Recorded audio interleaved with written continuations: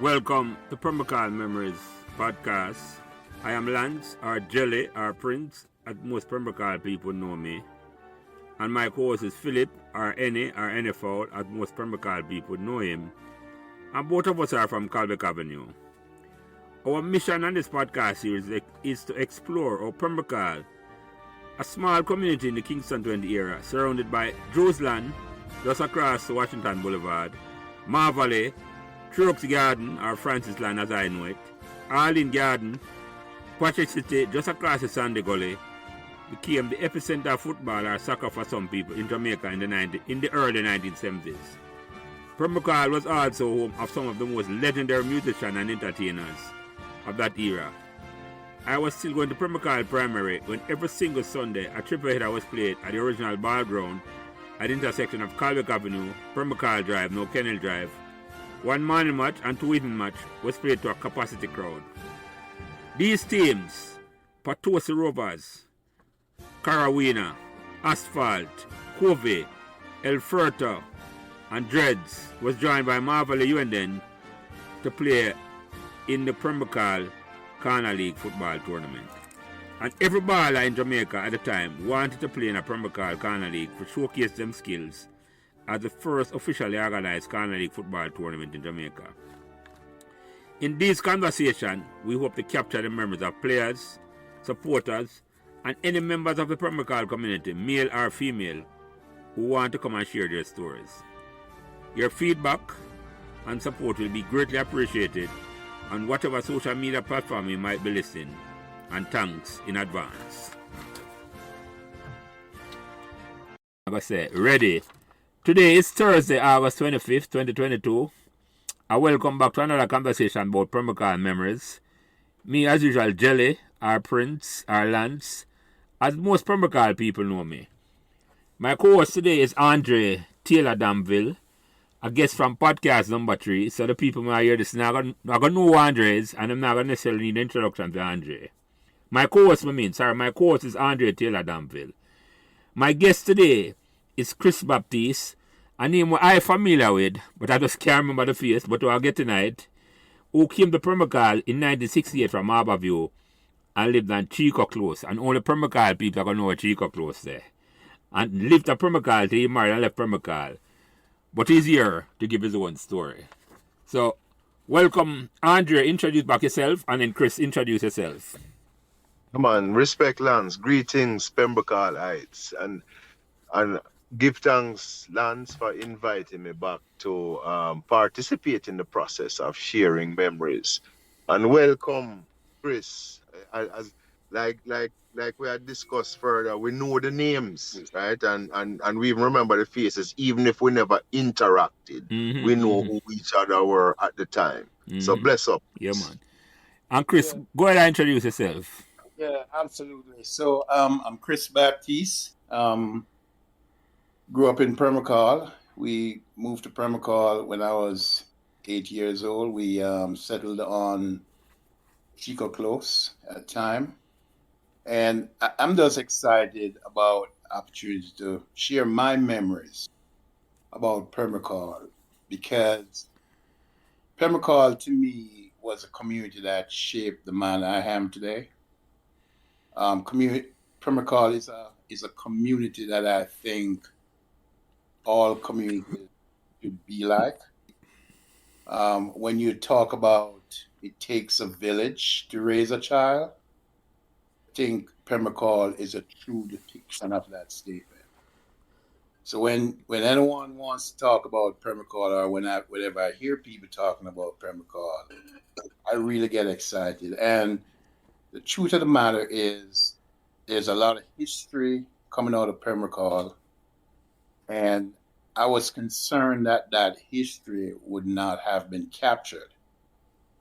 Not just the football, right? Because I know we're here to talk about the football and whatnot, but there is a lot more than just the football to Pembroke Hall. And I'm hoping that I can bring to the listeners and bring to the table my perspective of Pembroke Hall. I just want to say that I define us as there's three different type of people that lived in Pembroke Hall.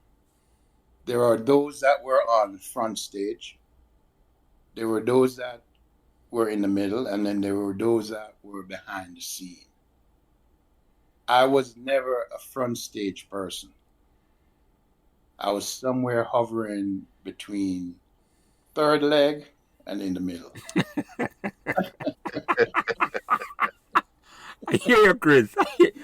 Because I remember your name, you know, and trust me, I don't know it's about football here, sir. It started about with football, because just like with the podcast from Melbourne, it started about cricket, because that's my play. Yeah. But I got some memories here, sir. Memories. I want woman come on, come give them Pembroke Hall memories. I mean, I look forward for the first woman come on, so. Yeah. Anything you want to talk about, Chris? Want Pembroke Hall memories? Trust me. We'll get tonight. Don't worry. Yeah, absolutely. We'll get to that, man. But let me ask you the first question then. Because I ask, you moved from a Pembroke Hall in 1968. How old you were when you moved from a Pembroke Hall? 8 years old. 8 years old. And what was Pembroke Hall like? Remember? Because you come as a, in a sense, old enough to remember what the place it looked like. Absolutely. So, when we moved to Pembroke Hall, what I remember the first time was there was a flood. The day I moved to Pembroke Hall, there was a flood. And my street being a dead end, a cul-de-sac, Yeah. the water don't have nowhere to run. It's back up in your house. Yeah. No, actually, it backed all the way up to about halfway the street. I mean, yeah, the water would run all the way back to Carwin Avenue and make its way back to the gully. Yeah. That's how it was. But so when I came to Pembroke Hall, there was GOS bus. There was a 4 bus that came. I remember that number 4 bus. It was the original bus at Pembroke Hall, yes. Yeah. On the boulevard was the drive-in theater. And the 39 bus was the main bus that ran there that went to Duane Park. Yeah. There was the post office. The post office used to be about 3 doors down from Chico Close on the drive. Yeah, man, you call it a postal agency. Yes, it wasn't postmark. Yes, sir. Postal agency, Right. I think it used to call. Yes. Right. But then they moved it further down to where David Davis used to live, down that Yes, side. sir. Yeah. That's right. Yeah. Then there was I listened to every conversation so far, and my wife would say to me, "They can't hear you." Video correct, everybody. No. It's like some, like some situations that were mentioned. I was there. Yeah. You want to give your part of the story? It's like, Yeah. Absolutely. yeah. Absolutely. You want to chime in because you were a witness to the situation. Yeah, man, hear the conversation. It's like you want to step in and say, yeah, man, this is my side. I hear you, Chris. Yeah, of course. So so Pembroke Hall was a community in the true sense of a community. And I want to highlight some women that, even though they might not have directly interacted with me, but influenced me from afar, I'm going to tell you about some women of Pembroke Hall that I came and see. Women like Mrs. Harvey, Paul's mother. Mrs. Blair. Mrs. O'Blair? Mrs. Blair, yeah. Yeah, man, look Prango- for what to say. Yeah, Prango- man. Prango the mother, yeah. All right. Mrs. Palmer. Yes, my neighbor that. 2 doors from me that. Yeah. Yeah, man, Stella Palmer. Yeah. I don't know if you remember a lady called Mavis. I don't remember. Oh, you mean if you remember Mavis? What I say? Yes, you see, but I call it. Right. Another stalwart that from Pembroke Hall, man. Yes. Yeah, man. Foundation that too, yeah. Yeah. Then you have Miss Scott. Penny mother. Yes. When our sister, her daughter come up, Odetta come up on weekend to promise to for come on. Yes. I went to school with Odette, and we're going to get into that. Yeah. I don't know if you remember Peggy Dredd. No. Used to live at the bottom of Aqualitaville, but she was one of the first sisters to sight up Yeah.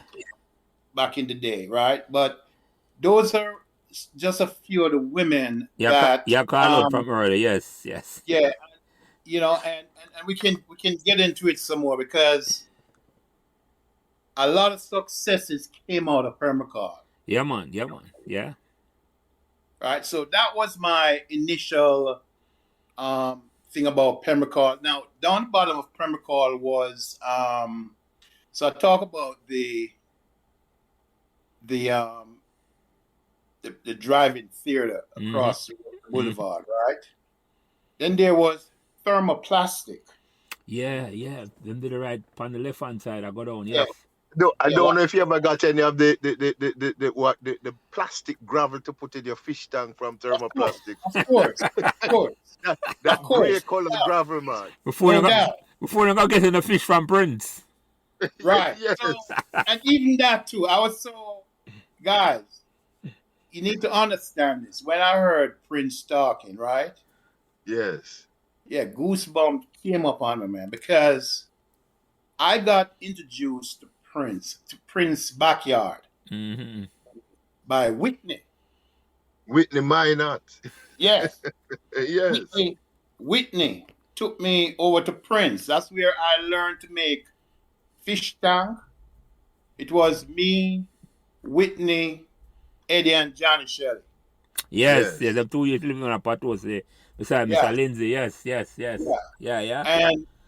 And so I learned today. That's the only pet that I have. Fish. Pet fish. Yes. Yeah. Myself, Chris. Fish. Myself. Yeah. All right. So I learned all about fish from Prince. Right. Everything that I know about fish, how to mate them, which fish can get along together in a community tank. Yeah. All that stuff. So yeah, it's a lot of memories. But can I say something to you, Chris? It seemed, based on the introduction that Lance provided, you were uniquely fortunate to have been a part of two communities that shaped the late 50s and 60s in Harborview and Pembroke Hall. Yes, sir. And being an Excelsorian, many of my classmates and other students at Excelsior came from Harborview. So I'm sure that as we converse, I will mention some names that you will probably identify with as well, even from that community. Quite possible. Right. So if I were to go back, right, and just share with you some things about me, because I'm a Kingstonian, right? So I was born on Retreat Avenue. That's a crossroad. Across the area. Retreat. Wow. Yeah. Retreat Avenue. Yeah. And then after my mom got married, we moved to Harborview and lived on Riverside Drive in Harborview. Is that over the river? It's right on the riverside. When I say over the river, I know there was a section that people would refer to as over the river versus, I guess, regular Harborview. I'm not sure. Right. You're correct, and that's something I kind of wanted to kind of give a perspective on too. I was on this side of the river, meaning not on the St. Thomas side. Okay. I got you, yeah. On this side of the river. And then when my stepdad migrated to United States, we moved to Pembroke Hall. Okay. That's a 1968. Yes, sir. Yeah. That's what brought us to Pembroke Hall. So the perspective that I wanted to share was, we're talking about post, well, I'm post-colonial, Post independence, right? independence, yeah, man, all the way, yeah, yeah, All yeah. right. We're talking about um, communities being built, as someone correctly pointed out. Kingston is expanding, right? Mm-hmm. There's a lot of people moving from rural to Kingston in search for better life Yeah. for themselves. And Kingston is exploding, right? Mm-hmm. These communities that were built, um, Harborview, Mona, Pembroke Hall, Duhanna Park, was kind of built for that purpose, right? Working class people, yeah, yeah. Well, I wouldn't say working class, because there's a difference between how we in Jamaica define working class as opposed to how we define working class in the United That States. is true. That is true. Okay? So Pembroke Hall was a community that were for the middle class. Mm-hmm. And the middle class meaning young Yes, sir. professionals, young civil servants, Mm-hmm. Yes. people who were just starting their life. Mm-hmm. Mm-hmm. And families. Yes. Yeah, Yes. it's an incredible experiment. I mean, it's incredible because here are these young folks who most of them were probably not too long married Mm-hmm. and moving to their first home Mm-hmm. and is going to raise their children in a way that they felt was the right way. Yeah, man. Children all under 10 like all the way. Yes, yes. Yeah. It was an incredible Yeah, experience to me, I agree with you, Chris. Yeah, yeah. And so what separate Pembroke Hall, I believe, and made a difference between Pembroke Hall, Duhanna Park, Harborview, Mona. Mona was more for the folks that was working at the college, right? For you, yeah, yeah. Right? But here's what was unique about Pembroke Hall. Pembroke Hall was bordered to the west by the gully. Yeah, the Sandy Gully. Right? To the south by the boulevard. Mm-hmm. To the east by Francis Land. Empty land, yes, yes. Area, right? And to the north by Mullines Road. So we were kind of boxed in. Yeah. And what was significant for us was, certainly for me, was that in the middle of the community was Dusty Ball, the field. Yeah. The heart and soul of Pembroke Hall, man. Yes. 10-4. Yeah. Yes, yes. So as a little boy, I didn't go to Pembroke Hall Primary, by the way. For some reason, I started off at Harford Tree Primary, Mm-hmm. and then Harford Tree Primary divided, and they started up Dunrobin Primary. So I went to Dunrobin Primary. Mm-hmm. But what I could remember was when I came from school, and after you do your homework and watch Romper Room and all that stuff, you headed to the field. Mm-hmm. Mm-hmm. There was a cooler plum tree. Yes. On the Pembroke Hall side. Yeah. Up by the terminus, right next to the terminus. That's where we boys used to play marble. Yeah. And before football, we used to fly our kites and things like that, right? Because as you guys pointed out, we couldn't go on the soccer field. The bigger men had to play. Yeah. Right? You only get on the field if they give you a run. Yeah, man, I when I'm not there. Yeah. You have to watch. Yes. Oh, when they're not there. But yeah, it's so if you talk about institutions that I was exposed to at that age, so I was raised a Catholic. There was a Catholic church up the drive. Yeah. Yeah, and that church did double duty, Chris, because it was correct. actually a Methodist Methodist and a church, but Catholic church. That was a unique they thing I used get to about have Pembroke Hall too, Catholic right? service. The That's Catholic correct. service was early in the morning, That's correct. and then because I attended the Catholic service and later the Methodist service. Yes. So yes, You're you're right. right about that. It's not one church, but Yeah. it have two duties. One Yes. church. Yeah. Yeah. But So hold on, Chris. Before you bring up something important, and I want to ask about it. Why Pembroke Hall unique? Why you think the surroundings of Pembroke Hall, I named the ball as them. Why you think that made Pembroke Hall unique? okay, because it confined us. It's like an enclosure, right? It made us closer together. It's like a buffer. It's like a buffer then. It's like yes. There wasn't a lot of outside elements coming in. Yeah, so I mean I never look on that way. You're right, but that's you're so right. Unless you're coming to someone there, yes. It wasn't as much. It was an unofficial bar around Pembroke Hall where it's like a man know Pembroke Hall, I just Pembroke Hall man inside us. So yes. That's what I mean. Right. Yeah. And quite frankly, two of the borders, Chris, were somewhat intimidating, right? The gully. to us as youth, because Of course. Francis Land / Marvally, right? Yes. Would if you venture over there, you could run into some boys who were a little bit tougher than we were. If you go to shoot your little bird or whatever you're doing over there, right? Mm-hmm. And then out by the boulevard now, by the drive-in, you have Jerusalem over that side, which again was a little bit more. But even the boulevard, Andre, was intimidating, That's right. That's like a 10-lane highway. Yeah, man, exactly.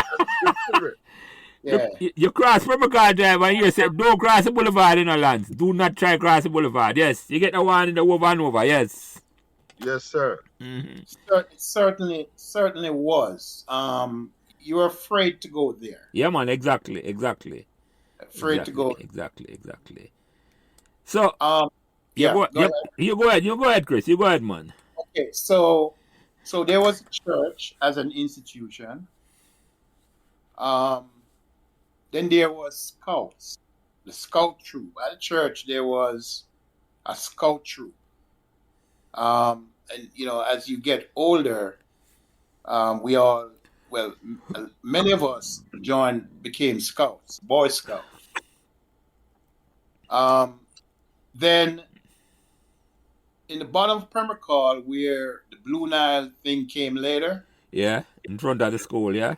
Yeah, was the library mobile. Yes. The book mobile. Yes. Every Saturday, yes. So we used to file down there to get our books, check out your book and so on and so forth, right? And then I consider that the field was an institution by itself, because I don't know if you guys experienced this, but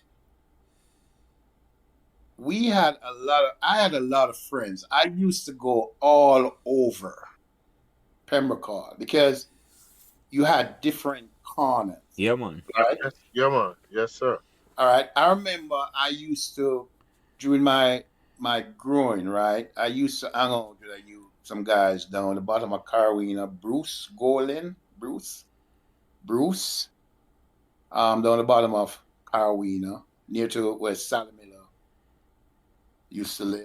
Near to Anglesey side? No, near down to Anglesey side, that's correct. A guy named Andre Along. Along, yes. And I used to hang out with Chris Maxwell, because he was much older than us. So Chris used to live from Covey. Yeah, Chris used to, and Donovan Garden, DG. Yeah. DG, yes. Yeah, we used to hang out, but we couldn't go into Chris' house. That was a white house. He stay outside. You remember that? Yes. Yeah, man. It was a white house. Yeah, man. And father, and mother is called auntie. Yeah. Yeah. I don't know if you guys remember when you were talking about ball. We're talking about the Kamika brothers. You remember them? Yeah, man. Kamika and Luke and Tompa. Man. We had that Bertie then? No, man. Luke Kamika. Yeah. Oh, yes, Luke, yeah, I know you're talking. You live up on Andale Luke, Way. Yes, I know you're talking. Yeah, man. Lukey was actually one of the persons who went to St. Aloysius with me. Yeah. I know you're talking. Yeah. Right. Because I think they originated downtown. Yeah. If I'm not mistaken. It was like Billy, Bumpy, Lukey Gina, and Tompa T. Yeah. And remember this, Tompa T was a talented football player. Uh-huh. Went to Charges. Right? And then at another point, I used to hang out with Rennie. Now, Yeah, man. that's We call Duppy Rennie. Dr. Rennie. Right? When Nicky was talking the last time, Yeah. he talks about Mrs. Barracks, right? That's another lady that influenced certainly me. I used to go to private lessons with Mr. Barracks. Mm-hmm. He used to teach me math. So Nicky used to come and do his music and whatnot. Of course, Nicky is ahead of me Okay, it's older than you. Yeah. in terms of age. That's another stellar youth that I always admire. Always admire. Yeah, man. Nicky is a solid citizen, Mm-hmm. Yeah. Very much so.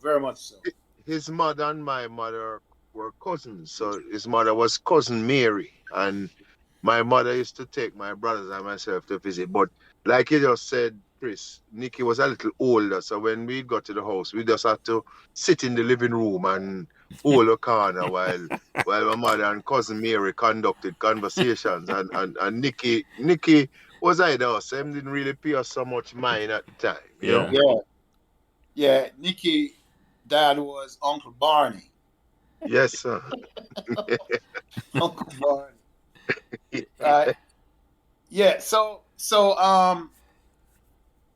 Pembroke Hall now, if you want to talk a little about the bar, because I know a little something about the bar. Yeah, man, going on that, man. The first, all right, I could go on that then. I'm not trying to get Raleigh Briscoe on because him sound like the man that can tell me how the formation of the Ghana League. But you tell me the memory about the first Ghana League match you go watch.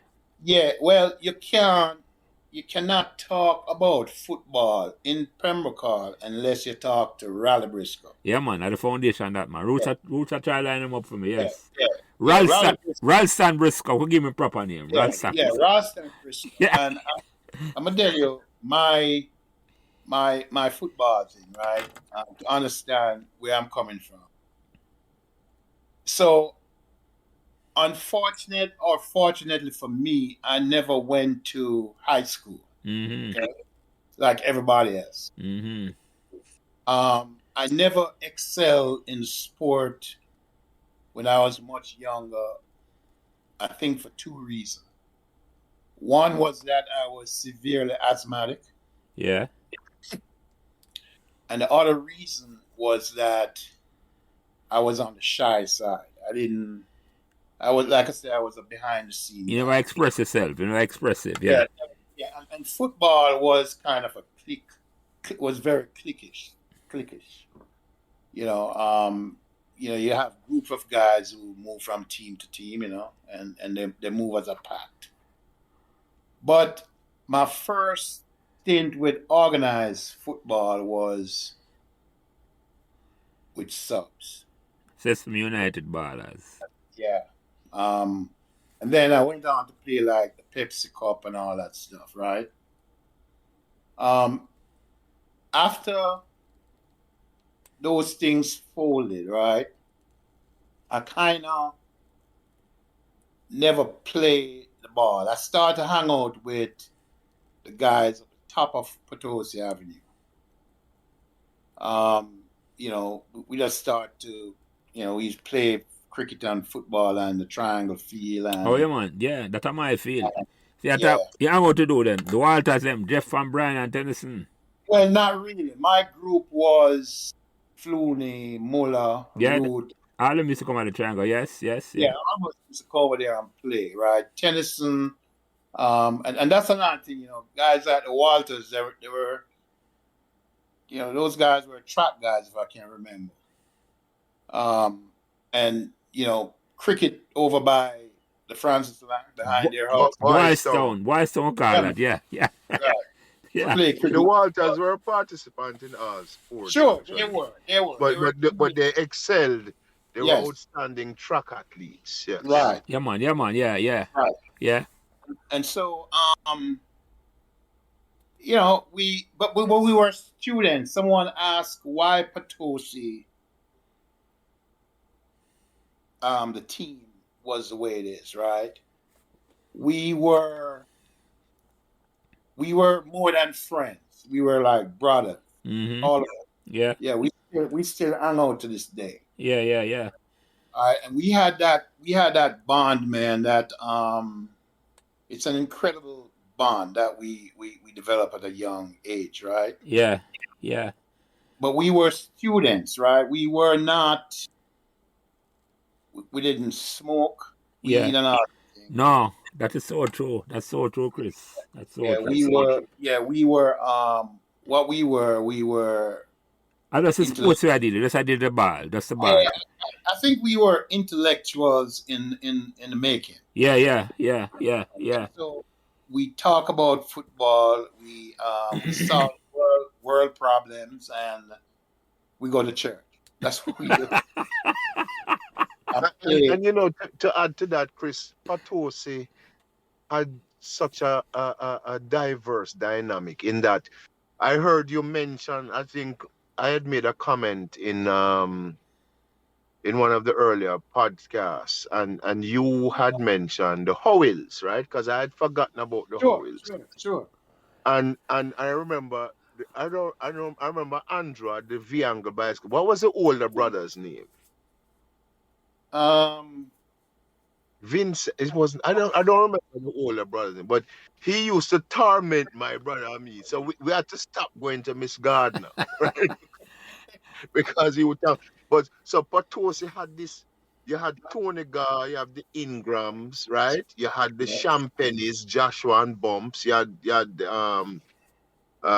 Howells, and then as you move a little further up, you had the O'Connor brothers. I don't know if you Mark, Mel, and Michael. Yeah. Right? Yeah. And then as you went further up, now you got into Flooney and Nathan's and the Wilmots, right? And Muller. And then when you left and Buckner now at the car, and then when you left there, going a little further up now, there was the Shelleys, right? Mm-hmm. That's right. And then you will get to Reds and the Blairs, them, right? Mm-hmm. Before you get to the Minots, and you get, I don't mention Mabrook and Mudman and Squid because they were ahead of us, right? Mm-hmm. So then you had Whitney, Mario, France, and Andre Minot, and the sister Petra, yeah? Mm-hmm. Then you move up to the Engleton and the Walters next door, Oliver Brown. Across the road. The Nicholsons, you had across, Bobby yes, Lane, across, yeah.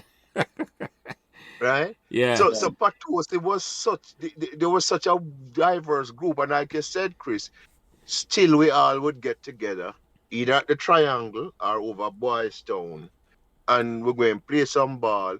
But we had other interests that we could sit in groups and have conversations for hours. Yeah, for hours. Because another thing too, hello? Yeah, man, we're there, man. Yes, we're there, man. Yeah, another thing too that's worth mentioning, right? As I came through Pembroke Hall, like unfortunately for me, I remember I had one chance at common entrance. And the night before common entrance, I can't remember what year that was. I'm not good with that. We all congregated at Tony Gar Gate. Mm-hmm. And that's me and Andrew Howell because we're at the same age. Yes. And Tony Gar was, you know how you get a sheet notifying you about common entrance? Yeah. Well, Tony Gar, you couldn't carry paper and those things into common entrance, I reckon. So Tony Gar took that piece of paper. I remember this like yesterday because he was ahead of us. And fold it into little squares and show us how to work your math problem. You know what I'm saying? He folded it. I remember this like yesterday. So you fold it up and you work a problem in a one square and turn it over and things like that, right? Yeah, man. I was Tony God telling us, kind of coaching us, right? And don't cut you, Chris, but that had intellectual prowess a Pembroke Patois man at the time, you know. Yeah. It's what I meant. But just when you say what, just a story alone, you know. When the man I use the paper and I show you maths a certain way, that he has to write it. Yes. Yeah. That was an example of that, yes, man. Yeah, man, no, definitely. I'm sure at some point we're going to get Tony Garn to explain himself. Yeah. But hold on. Before we go no further, let me ask something. When we get the name Tony Gar from, the name Anthony Wills, Milverton His Wills. name is Milton. Milton, yeah. So where the name Gar come from? Where the Gar come from? I was. Yeah, go ahead. Go ahead. No, he was telling me that he was actually playing scrimmage. And after a rough tackle, he ended up losing some teeth on the road. And the sound that he was making sounded somewhat like Gar.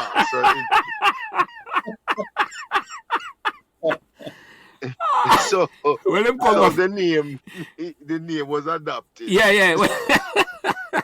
Again, there's a number of things he will have to explain. Yeah, man, come on. Like Sporty and Big Uncle and the Gar, and now Chris gave us a thing with the folding of the paper. Yeah. Right.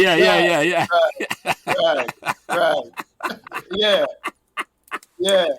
And for the record, Chris, Tony's younger sister and I went to Pembroke Primary from first farm to Lutec Common Entrance, and she passed the St. Jude. That's a Grace, yeah. Chris. Yeah, man, yeah. So, yeah, go ahead, Chris, yeah. So, but the next day now, the Common Entrance day, the man was to take me to emergency room because I had a severe asthmatic attack. Okay. Yeah. So I lost my chances of. You never get a chance to take the exam. You didn't even get to sit the exam. Yeah. Mm-hmm. But so I went to Pembroke Hall Junior Secondary School. At the time, yes. That's what we called at the time, yeah. And my principal was Mr. Titus. W.A. Titus. Yeah, man. Yes, sir. Yeah, was a very good educator. Mm-hmm. And I was supposed to leave at 9th grade, I believe it was. Yeah. Yes. But then they had some reform in the education system that gave us an opportunity to go 2 more years. And so I had an opportunity to do my O-levels there. At Pembroke Hall. Because it did get a high school status at that point, right, Chris? Well, not really.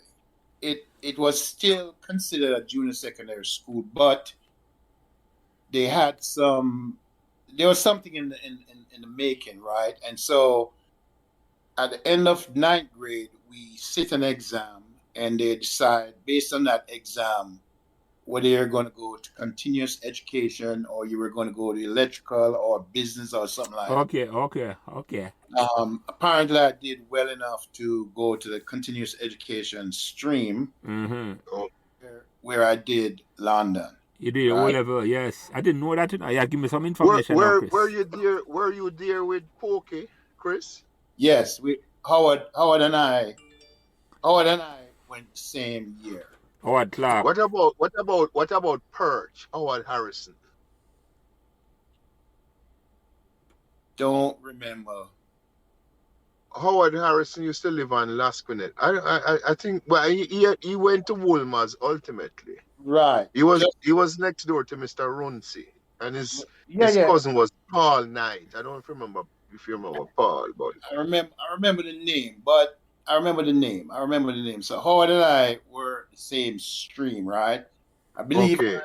I went to day school and Howard went to, because they had shift by this time. Yes. Right. So after I left Pembroke Hall, I went to Excelsior. Mm-hmm. And then from Excelsior, I went to Cass. And then from Cass, I went to JPS. Okay.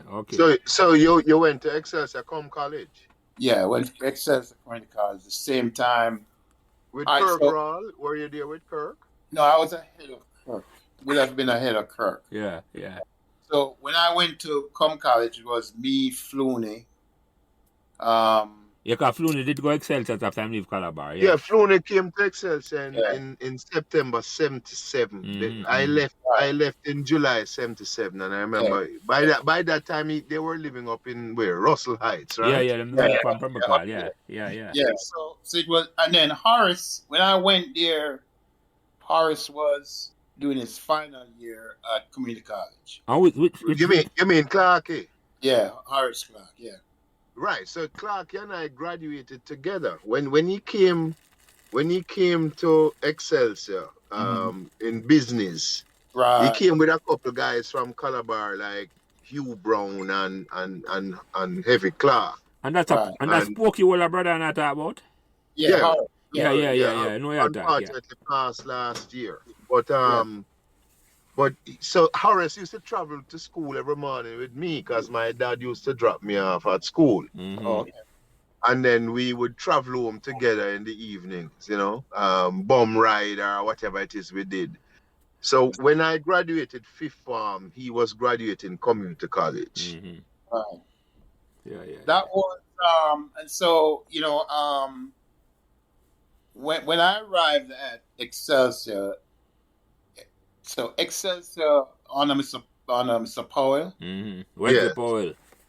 So Powell was an educator, right? Who par excellence. Who believed in education, right? So what I observed was that if you got pregnant and get kicked out of high school, which is what used to happen, or if you sight up and you get expelled from school like some other guys I met, Mr. Powell wouldn't turn his back on you. Mm-hmm. Mm-hmm. That's true.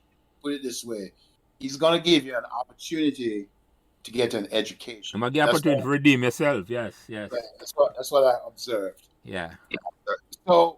So prior to that, though, we talk about my involvement with football. So I never played football again. I guess I had other interests. Yeah. All right. So fast forward now. We done with Corner League and all that stuff. Junior Corner League.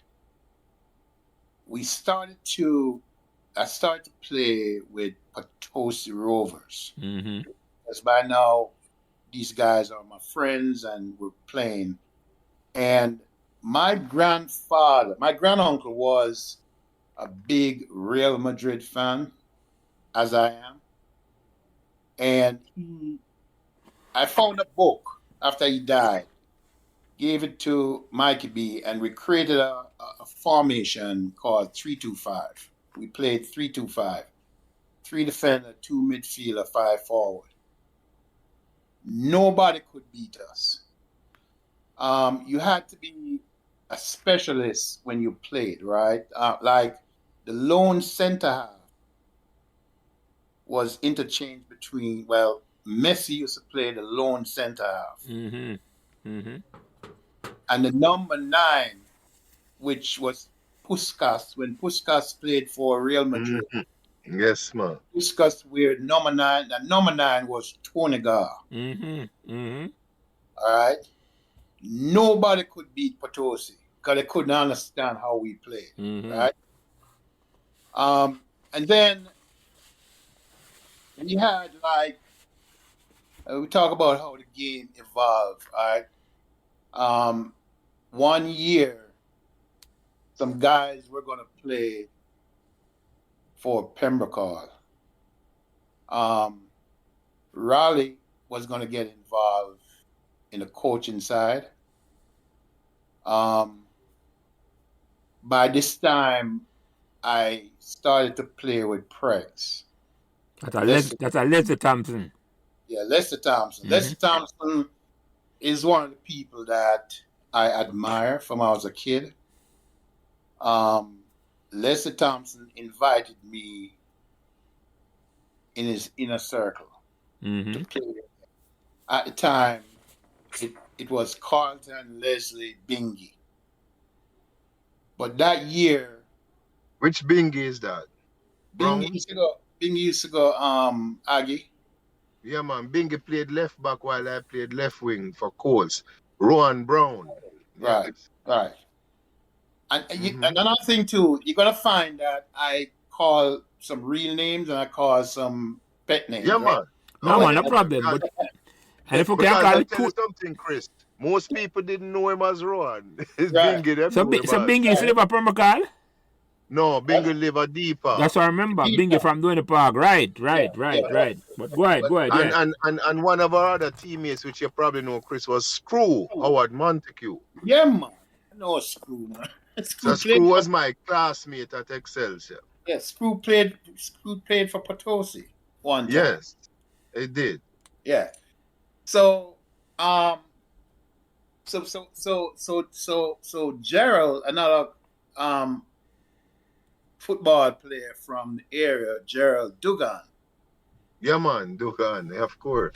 And Pregs were, I guess, associates. And they were all going to play for Pembroke Hall that year. So I kind of have the inside track as to the demise of our football in Pembroke Hall. Yeah, go into that because Philip is there, I don't want to hear that. If any fall there, because I think people ask, Pembroke Hall football. I can, I can offer my perspective. It doesn't necessarily mean that is so, but but that's everybody's perspective, man. Because I'm curious to hear that too, Chris. I'm curious to hear that. Right. Go ahead. So, all right. So, where the field was located, the field was not to regulation, but we used to play on it. Yeah, man. The bottom is bigger than the top. The tie gets set. Right. Yeah. Well, it wasn't to regulation. And hey, I want to stop for a minute and just acknowledge some men that made it possible for us. Mr. Bogle. Rod Bogle. Yeah, yes, man. Sir. Yes. Yeah, man. Yes. Dirks. Winston Dirks Campbell. Yes. Scarrow. Mm-hmm. Bobby Fire. Mm-hmm. Patrick Twaits. Potter Twaits. Yeah. Potter Twaits. Thunder Wall. Yeah. Those are men that, they had to have loved children. Yeah. You know, the thing. And I can't forget Spartacus. No. Sparta is a legend, man. Thank you for mentioning Sparta. Can't leave him.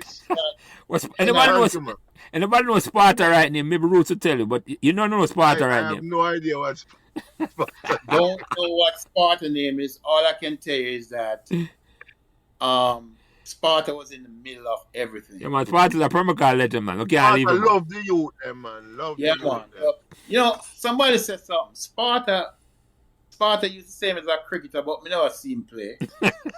I had mentioned that. Have you any of you guys ever said him always wear a white shirt? Yeah. It told a tall tale to me about that one time, but I don't want to interrupt. I don't want to interrupt your thoughts. Go ahead, Chris. You continue, yeah. Yeah. So we had a game. All right. So the field was not regulated field, right? And to add insult to injury, we put up a fence. Yeah. And the fence really did a number to us, right? Constrained way, yeah. Yeah, and so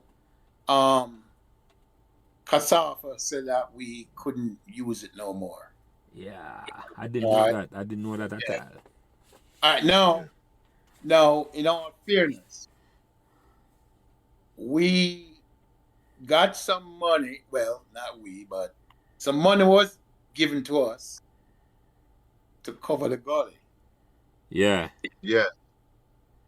And we used some local engineers. Yeah, I remember that. An attempt was made. Put it away. An attempt was made. The local engineers figured out if we put some board and whatnot. I slab it. I remember that. I remember that work, sir. I remember that work. The first time I was an eyewitness to this tragedy. When the cement truck come and start pump the cement, man, the whole of the board just fall right down. In the gully.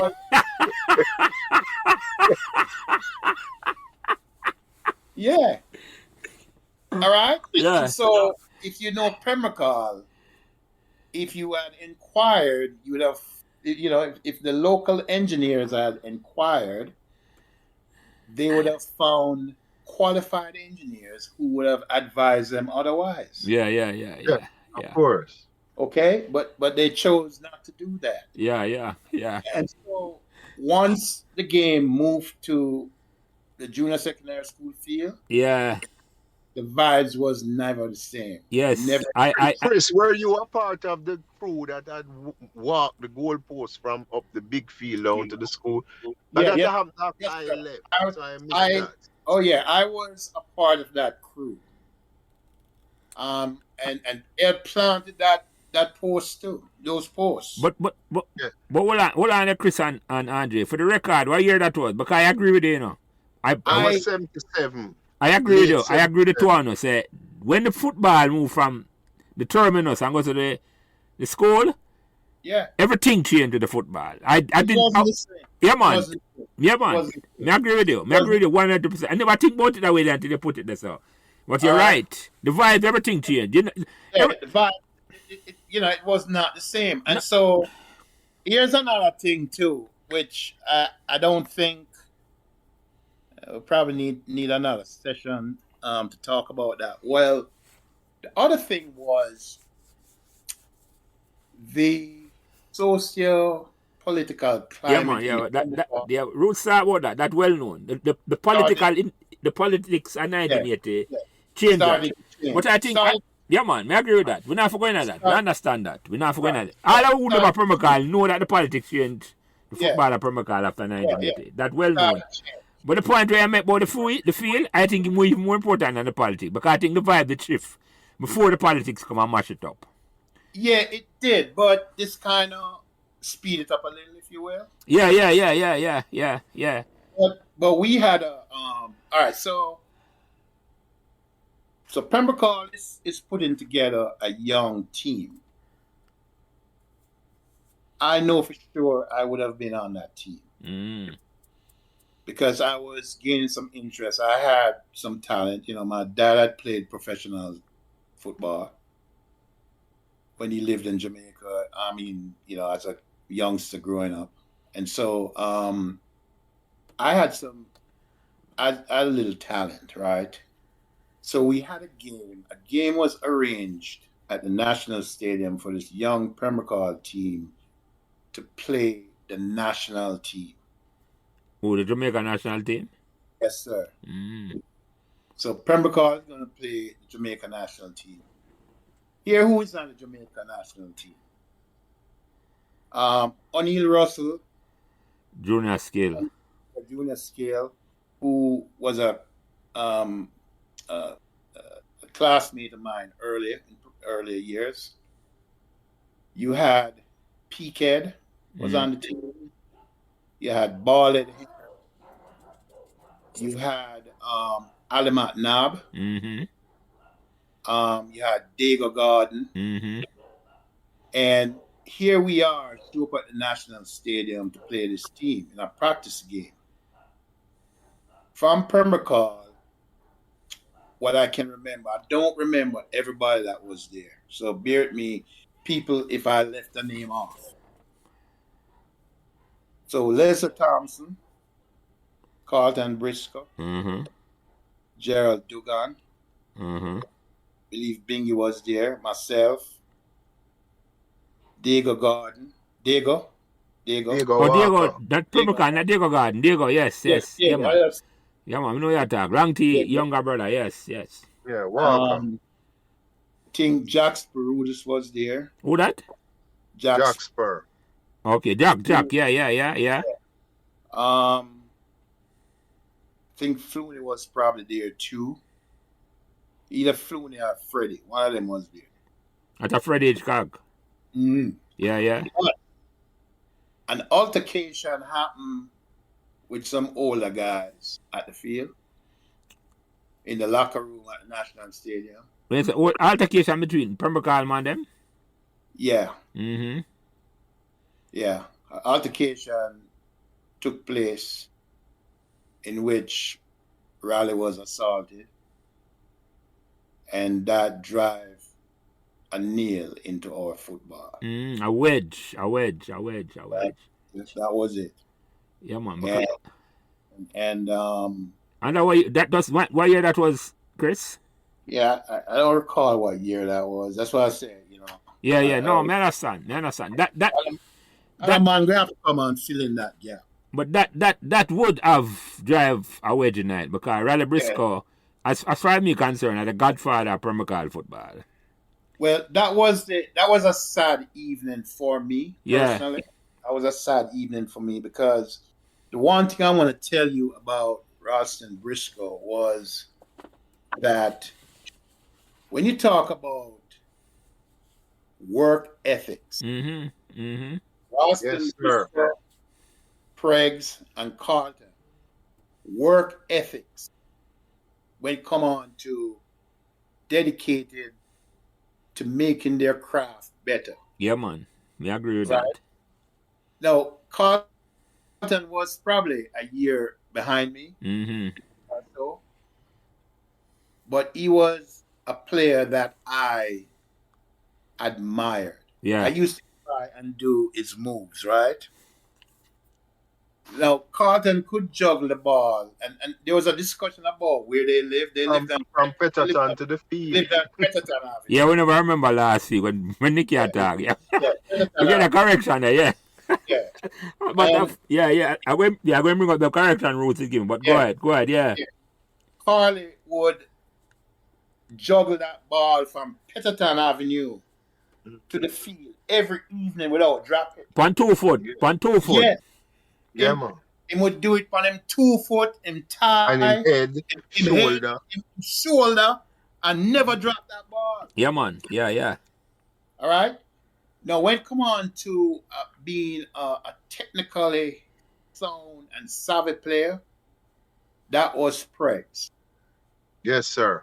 Pregs was technically sound, a lover of the game, a student of the game. Yeah. Pregs would put up squares in the goalpost and have me a kick. Try to strengthen my left foot. Very few weaknesses he had. Yeah, except that he couldn't touch him toes.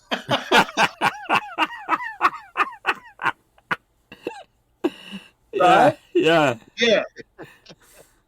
You know, but was a incredibly talented.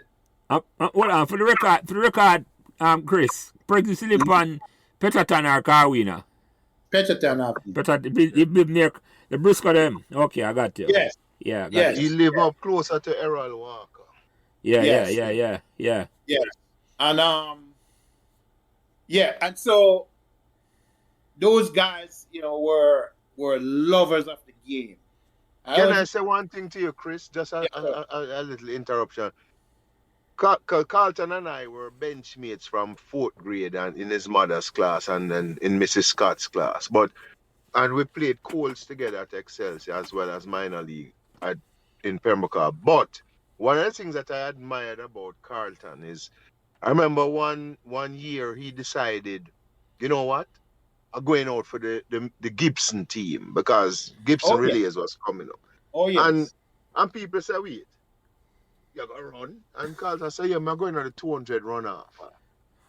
And Carlton went into the 200 runoff and won. So right away, Brady adopted Carlton and him gone to Gibson. He was at champs. And me had to struggle for beat him at the 400 sports day. In fact, Yeah. he beat me. As a Yeah. matter of fact. Yeah. So Carlton was a multi-talented and his fitness was just off the charts. He was prepared to play. Just to add to what you're saying, I was at champs and see Carlton run at 800. Yes, yes. Carlton Briscoe run at 800.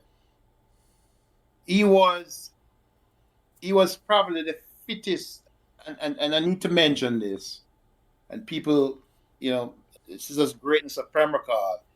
Carlton Briscoe was a captain of the juvenile team. Mm. And did you know that he made the Manning Cup team in second form, right? The year when Manning Cup returned, because when I went to high school, it was banned that year in 1972. So 73, there was no Manning Cup, which is when Briscoe came, when Carlton came to Excelsior. And so when Manning Cup resumed in 74, Carlton and a guy, Robert Young, and I think JC had Martin Woodstock. Those three were in second form and their respective Manning Cup squads. So Right. very talented baller. Very talented player, and so but he was a player I respected. He was younger than I, but I was always respectful of Carlton because he was so humble. Yeah. And played his game, and he was very good at it. Let me say something about Carlton though, because unlike me I see him from a distance, because I'm a little older than me. Him and Patrick about the same age. But he was in Patrick's class. Yeah, right. Him and Patrick, right. Yeah. That's my older brother. But you one thing we respect with Carlton now, I'm just a test one I say. The work rate. But Carlton and Raleigh, when Raleigh play not minor league, corner league or major league for Pembroke Hall. Yeah. In a Raleigh warm up, Raleigh shot soaking wet. Yeah, wet. Yeah, man. And when you see Carlton I work over the school, morning, noon, and night, the work rate of the man they have, man. They never have no doubt say the man they excel in football, man. To the work rate they have.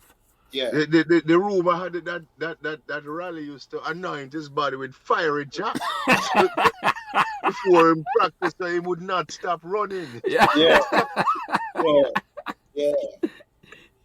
And so with regards to the Pembroke Hall football, right? And we can go on and on and on, because I used to when I was allowed, there was a guy who used to live next door to me named Rolando Jacobs. Went to Calabar. He would take me to the field with him, because I wasn't allowed to go to the field allowed to go to the field. When Sunday match I play, when the double them I play on Sunday, yeah. There used to be 3 games. Yeah, 3 games. Morning and one man and 2 evening match. Yeah. But the one thing I remembered vividly was the crowd. Yes. Interest. I mean, when a man, you didn't have to be at the game for know what was going on. You just listen to the roar of the crowd. Yeah. Yes, sir. Yeah. So when you get off the bus out the boulevard, like you take a 39 bus and get off, you hear, you're trying to hurry up to catch a game. You know when a man gets shift, or if a goal, a score, yeah. One of my memory was Patosi Dreads playing. Yeah. And Roots is right. They got a baptism. Yeah. But what I remember about the game wasn't the goal. I mean, Bertie Gilfillian said, "Oh man, them stick up on men." Yeah, because I'm a fine price. I remember that, Chris. Yes, Bertie. Chris, I remember. Hey, where you get that from, Chris? Listen, man. I was there. Oh man, them stick up on men.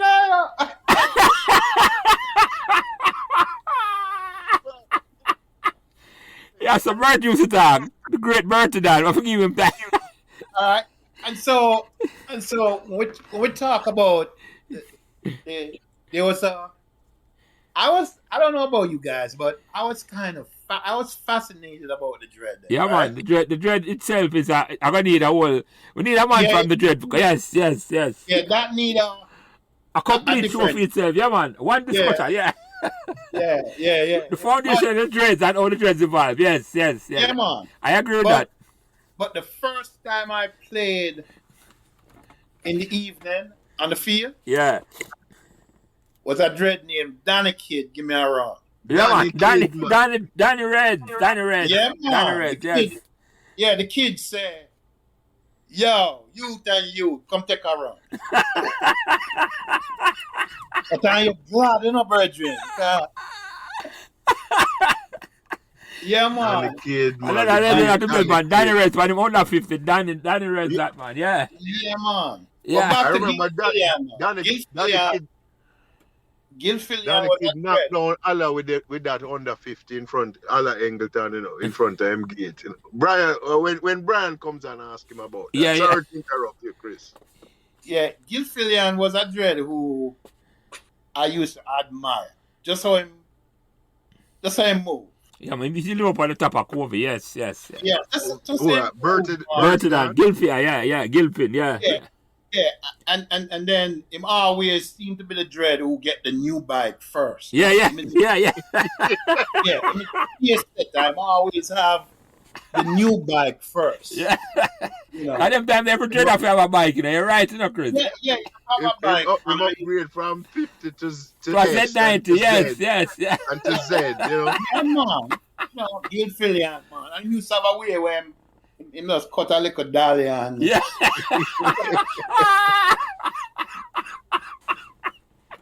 I tell what Chris, I remember the dolly them to ride the dread. If a dread can't dolly him can't get the bike, yes, yeah. No, there were certain of the dreads who were known riders. Danny Kid was a respected rider. And one of the baddest bike rider in Pembroke Hall was the great Logman. Yeah. Oh, yeah. Okay, so story about that now. So Vishu, you remember Vishu, right? Yeah, man, like a toll on them. Yeah.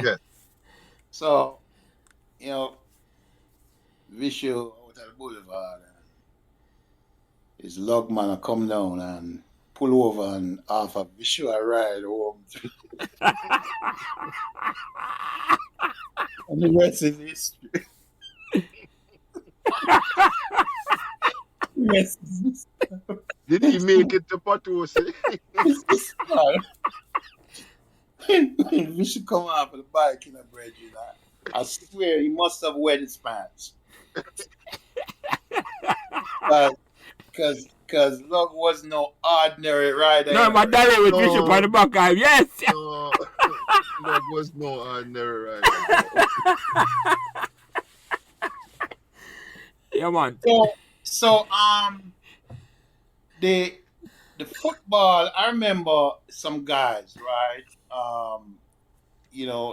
Like I said, the guys I remember. I remember that team you guys were talking about called Rest of the World. Yes. Nicky talked about it. I don't have no memory of Rest of the World, Chris. Yeah, man. Rest of the World was a wicked. Yeah, that team. Nicky said, but I never know about Rest of the World at all. But tell me about it. Chris. I can't tell you a lot about it because I was young, but I remember Rest of the World. Remember when Big Uncle used to play for them? Yeah, that's a look, brother. Yeah. Yeah. Patrick. Remember Punky Nani? Uh-huh. Yeah, Richie Sample, brother. Them had some formidable players. Yeah. Them kind of remind me like a Brazilian team, Yeah. So when them get the name, I mean, every other team at Pembroke Hall have a name off of that. I have no idea, man. You have to ask man like Raleigh them. Yeah, you might find out about Well, that. I believe Raleigh was a member of that team, wasn't he, Chris? I don't remember. But I wouldn't be surprised if he was not. Yeah. Surprised if he was not. It's almost like at the rest of Pembroke, man, them they play on that team there. Like Yeah, it was Right. All of the teams that had a street name, and then this was yeah, the rest rest of the of the yeah, team, yeah. the rest of the world. the rest of the world. Yeah. Oh, that's a plausible explanation. Yeah. Yeah. It's a plausible explanation. But there's some individuals that I kind of want to talk about. Yeah, right? man, you going night, man. Going night, Chris, yeah. I think that when you look at talent in Pembroke Hall, I'm going to bring back a guy named Orion Maddox. Yes. Yeah, man, Mr. Maddox. Yeah. Play for Green Sparks. Yeah. You used to live down Are at the you in bottom touch of with Patosi. Orion, Chris? Are you in Huh? touch with him? Are you in touch with Orion? No, sir. From Orion leave Jamaica very early. Yeah. Right, he did. Him and his family. Yeah. Never hear about them again. I have to ask Tony Guy if he has Yeah, ever. Tony guy. Yeah. But Orion Maddox was one of the most talented soccer player ever leave Pembroke Hall. Yeah, I remember him too. I remember him. Very, very talented, right? Could actually good either foot. Early. Yeah, very early. But Mhm. I believe that one of the best, when I used to watch the game, even when I started playing first, we used to play 4-2-4. Right. Tony Gar and Roddy Thomas were the best up front. Yeah, man. Tony Guy's senior ball. Hold on, for the record, Roddy Thomas used to live at the time. Patosi? No, man. Roddy wasn't a Pembroke Hall, That man. me I say right. That's a no word as a He was an import. I used to play for Virtech at the time. Yes. He was an import, always on tour. Yeah, man. Bad man. Yeah. No, you have it right, man. You have that right. Yeah. Let me give you another name. One year, some youth come from Jewsland. Dangody coach some little Dangody. great Yeah. Yeah, the great Dangody, the original greatest baller that, yes. Yeah, and bring some youth. Come over and play for them. Play where that game. Them play for the Sparta Cup. Now the Sparta Cup was like a shield with some kinds place on it. Yeah, man, I remember that name there. They call it Chris Sparta Cup. I remember that, man. Yeah.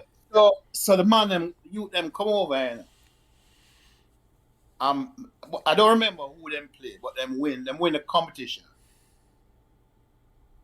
You have a youth on the team named Benjamin Hines.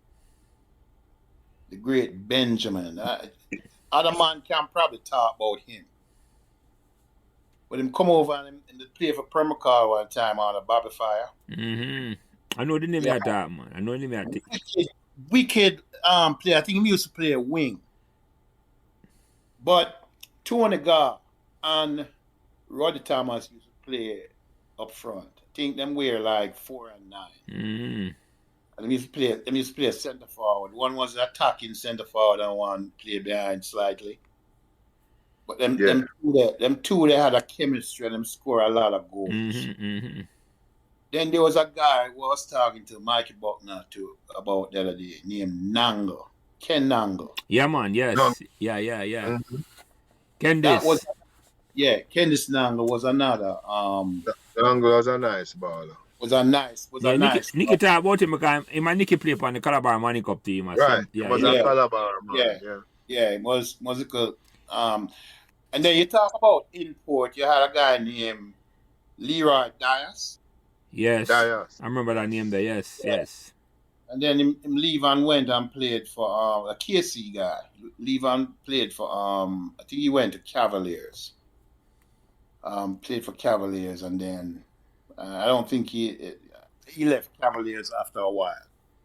But I used to go to a lot of games when Pembroke Hall played, right? I remember going to a game up in Golden Aces, up in Constant Spring, up on the hill. Up a cassava piece, yeah. Yeah. when you had like Kipichin playing, you had guys like Kipichin. Granny Marshall. But anyway, when we get to the game, Spartacus is there already. Sparta never take no bus, none of man never Come give on, me Sparta walk, man. Okay. I remember we play SDC and we go Vineyard Town. Yeah. Reach Vineyard Town, Spartacus is there already. Man, I can't drive going away. No. No. Yeah. And I would go to all the games, man. And guys, I tell you what, Pembroke Hall, we weren't disgraced when we went to the National Stadium. We put up a fight, right? I remember at National Stadium one night when Danny Magnus Meyer, the great, him score a corner from a spot. Yeah, from the corner flag. Grandstand side. I mean, bleacher side. Little grandstand. Yeah. From the flag, straight into the goal. Yeah. Don't remember who they were playing. And Roots talk about his talent and why I've never met the team and stuff, but I want to offer my perspective as to why I think Pembroke Hall really never made it up, where it's supposed to be. So Pembroke Hall had a lot of formidable players, right? But if you had the ambition to represent the country at that time, you had to play for one of those teams that Roots was talking about. Yeah, that Roots attest to that. Yeah. That is so very true because You mean that would be like what, Cavaliers or Santos or one of these Cavaliers, Santos, Boys Town. Yeah. And then later on, other teams. There used to be just two country players I remember playing. There was Ali McNabb. Yeah. There was another guy from Violet Kickers.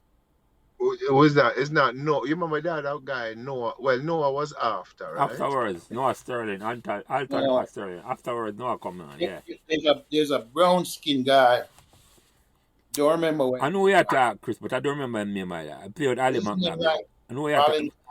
I don't remember, but anyway, he was from Violet Kickers. Yes. Those were two outsiders, so to speak, that would be playing. And Ali McNabb had played for Cavaliers, and later he went to Boys Town, I believe.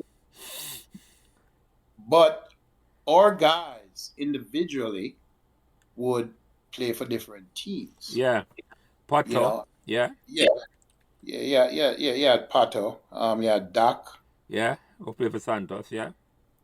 Yeah, Pato was an original Cavaliers, man. Yeah. Bobby Fire, as somebody mentioned, right? But apart from, say, the Messi and them guys coming up and doing what they did, there was a young lady that I went to school with. Her name was Pauline Sterling, I believe her name was. And she lived at the bottom of Pembroke Hall, right? She went on to represent Jamaica in baseball. Or softball, right? Softball. Softball. And then don't forget about Sharon Twitts, who played netball. That's a part of them sister. Sonia Twitts. Sonia. That's part of sister. Yeah. Thanks for the correction. She was at Excelsior as well. Right? So we had, and Tony talk about Basil Williams. Yes.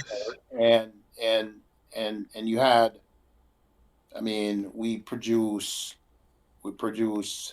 a lot of scholars coming from Pembroke Hall, and very formidable folks. Mhm. You know. So, Yeah, man. The director of the DPP, yes, Yeah, Nikita yes, wrote all that. Paula Llewellyn. yes, Paul Llewellyn is Yeah, yeah. yes, Pembroke. Yeah, Nikita. yes. Nikita. And then there's a Even song. even Family Man was living on Anglesey at one I point. was just going to ask you that Pembroke Hall, if a Welter musician come through Pembroke Hall too. Yeah, Family Man. And the great what's the Shaggy's manager? Oh my gosh.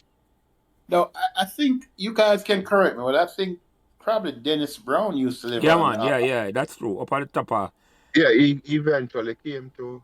So he was living in Annandale but sides.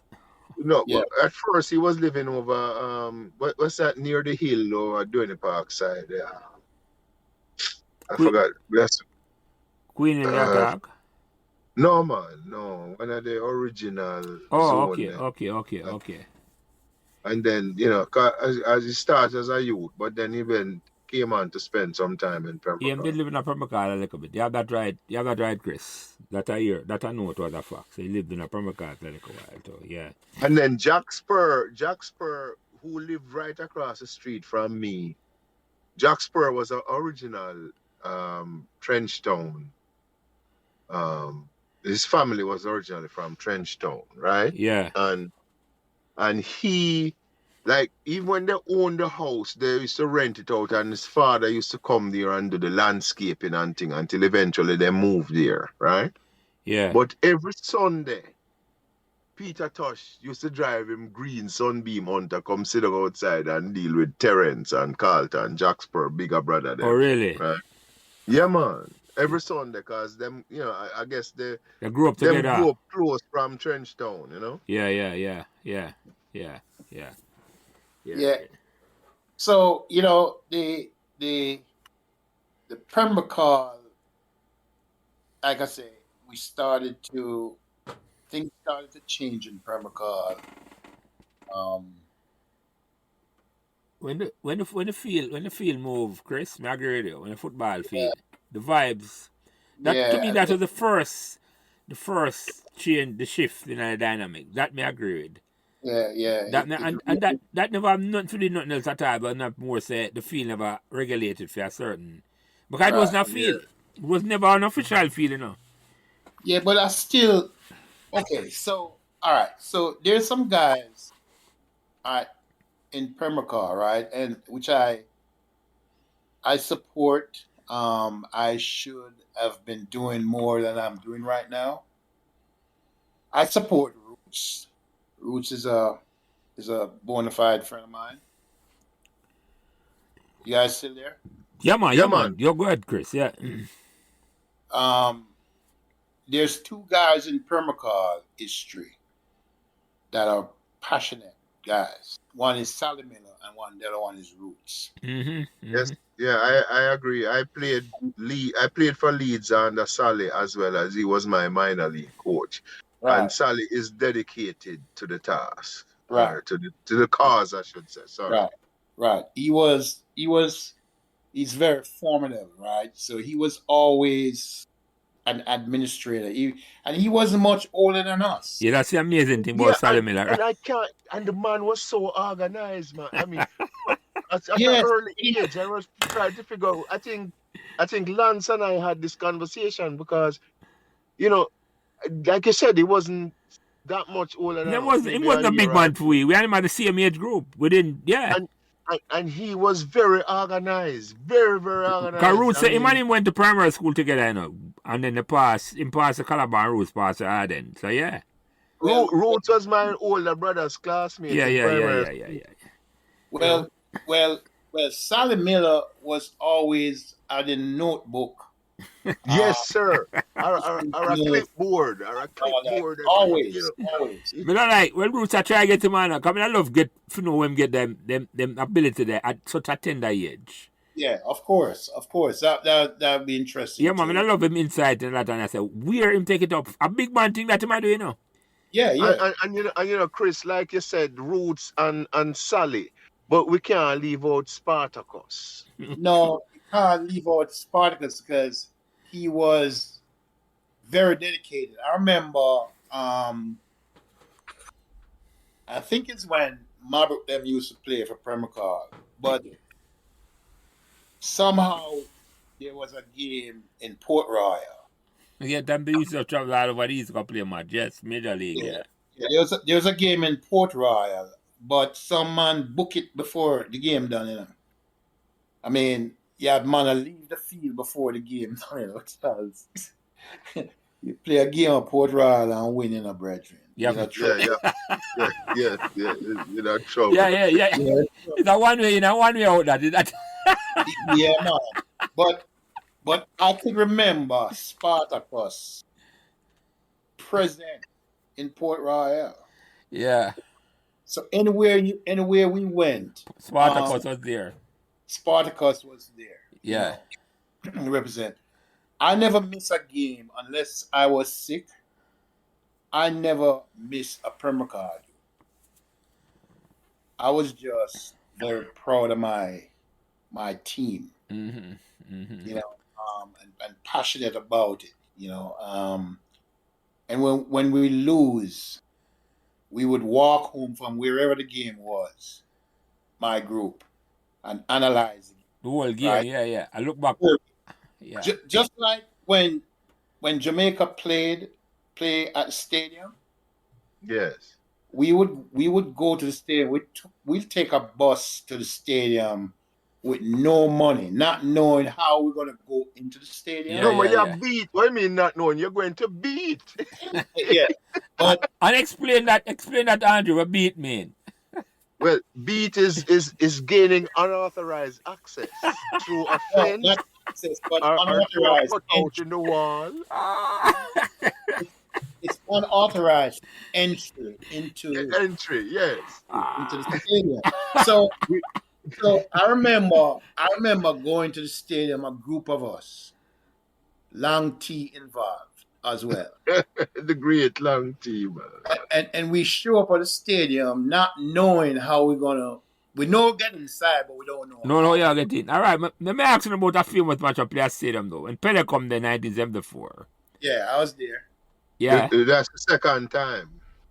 If you come before, me never done the first time. The second time, 74.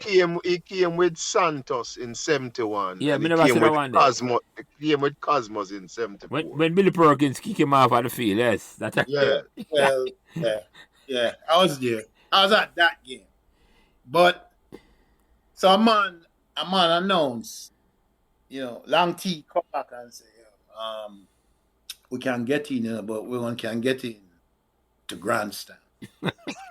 Because Long T talked to a soldier, you know. Yeah, my contacts, a connection, yeah. So the soldier can get us in, but he can only get us in the grandstand. Yeah. And we typically don't go to grandstand. Yeah. So we get into grandstand and then we beat the bleachers. Why them should have put him out of the stadium. Yeah. I tell you, we down, man, you go around in the bleachers. You want a grandstand? You have to beat for a grandstand. Yes. Yeah. But you wanted to go join everybody else in the bleachers. Yeah. Yes, sir. Because they say you support, they say your friend them there, and the bleachers. That's where everybody who is anybody is. Yeah. Yes, the bleachers. It's a grandstand and bleachers. But let me ask you something, Chris. You have any brother and sister where you grew up with a Pembroke Hall?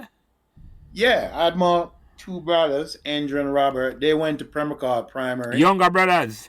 Yeah, younger brothers. And then later on, my sister came. And it's funny because when my sister was celebrating her second birthday, Horace, we decided to put a party on for my sister on our veranda, right? Yeah, that's up on Chico Close. Yeah, and Chico Close at the time. And, you know, we went over to Miss Gardner's shop and bought us some... A Miss Gardner shop up on Patose. Yeah. Yeah, man. We just have to make sure people understand. Yeah, man. Yeah. There were 3 shops that we used to go to. Mr. Runzi, Mr. Gardner, Mr. Lindsay. Mr. Lindsay shop, yeah. Yeah. And There were other shops around, but those Right. were This ones. was on Colbeck. Sis was the a little original further. for we, Calbeck, yeah. There were more shops. You have shops on Carolina, shops around. But anyway, those were the 3 shops we went to. So we went and bought these cake, Iceland cake, some like a square cake. You like a square one, then? Yeah, man, and different, so pink icing and stuff like that. Yeah. And so we were having that party, and Horace came with his music set. And who's Horace again? Clark again? Horace Clark. Oh, that a pokey bigger brother. Yeah. Man. My boy, Horace- my boy. Horace going to play out for us, right? So he's bringing music. You know, his music was packed up in a shoes box. and we were, God rest his soul, man. We were talking about that the week before Horace passed. I couldn't believe Horace passed. Yeah, you know, Chris, I think I saw a photo. Did you visit one year and you and Horace took a photo at the gate or something at his house? Yeah. Took a lot of photos, man, because in later years, Horace was my patrol leader in Scout. Yeah. You know, and Howard, Howard was we all were in Scout together. Bruce, the guy's name that was about Bruce, it was Bruce Martin. Mm-hmm. Bruce Martin from Carolina Avenue. Charlie T. Guys, remember them guys? Mm-hmm. Charlie. Who that? Charlie T. Yeah, man. Yeah. From Anglesey. Yes. Yeah, old timer. Big Carolina. Timer, yeah, man, timer. Old timer. Leon Spinks. Leon Spinks. So Leon used to live on Pontchapant, you know. Leon Morris, man. Leon Morris. Yeah, man. He live on my street. He live on Pontchapant. Yeah. He had a younger brother, Robert, who died when we were in primary school. Yeah, that's correct. Yeah. Those were, some guys who played the game, played it hard, dedicated, Another talented guy that we talk about was Diego. Yeah. Pembroke Hall, Diego, that man. Yes. Devon was very talented, just in everything, Yeah, just never, get the opportunity. In everything. I mean, Devon was one of the people that I grew up interacting with daily. Because again, he was on Pontchapant as well. And we played table tennis together. We played cricket. We played football. I mean, we did everything. And very talented guy. In fact, I just recently reconnected with him. So, we're back in touch. And Devon now, Diego you talk about? Diego, yeah, man. Yeah. Very talented for true. All sports, any sport they give. Yeah. Yeah. And so growing up you had guys who were excel in track, the Walters. You had David Davis down the road. That was David, yes, man. David never gets sick. He was poised to dominate Class 2. Yeah. And beyond. Yeah. And beyond. You had so many talented people, but more importantly was the camaraderie, Yeah. You could go to different corner, every part of Pembroke Hall, and that's why you can ask Raleigh how the name came about. But I had believed that it's because you had so many corners, man hanging out on different corner. I mean, it wasn't just Potosi man and Covey man. You have man up on Annandale and Aquilata-Vale and man.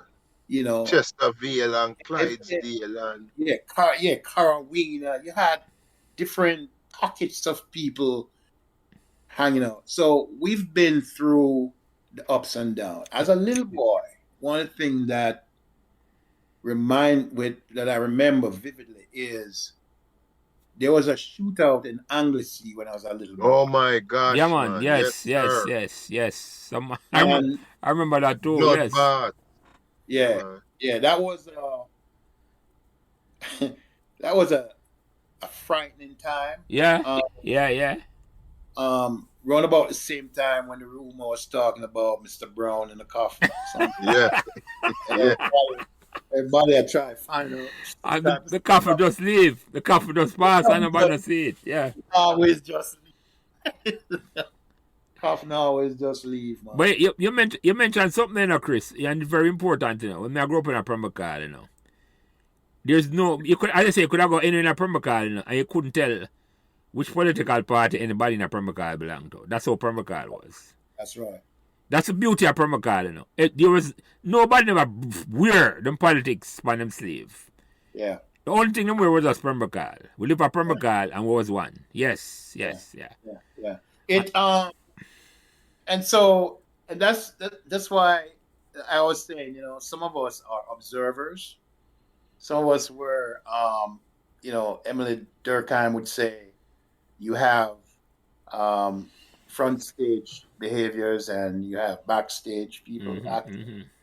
Yeah, well, when you observe how Pembroke Hall had took a turn, Pembroke Hall started to take a turn and became divisive when Pilot Francis introduced Dummy Abra. The whole, I'm not knocking it, okay? I'm just saying. So Dummy Abra, the spirit of Dummy Abra, if you love me, join me. A sense of Pan-Africanism. Yeah. And I think that came at a time when the incident with Raleigh occurred. It came at a time when we had to move from top field to down in the school. Yeah. And we weren't safe no more. A man mentioned a while ago, that, I never used to go Marvel, right? I used to be afraid to go to Marvel. Yeah, man. What's wrong with you? As a Pembroke Hall person, you stayed away from Marvel. Yeah. And I guess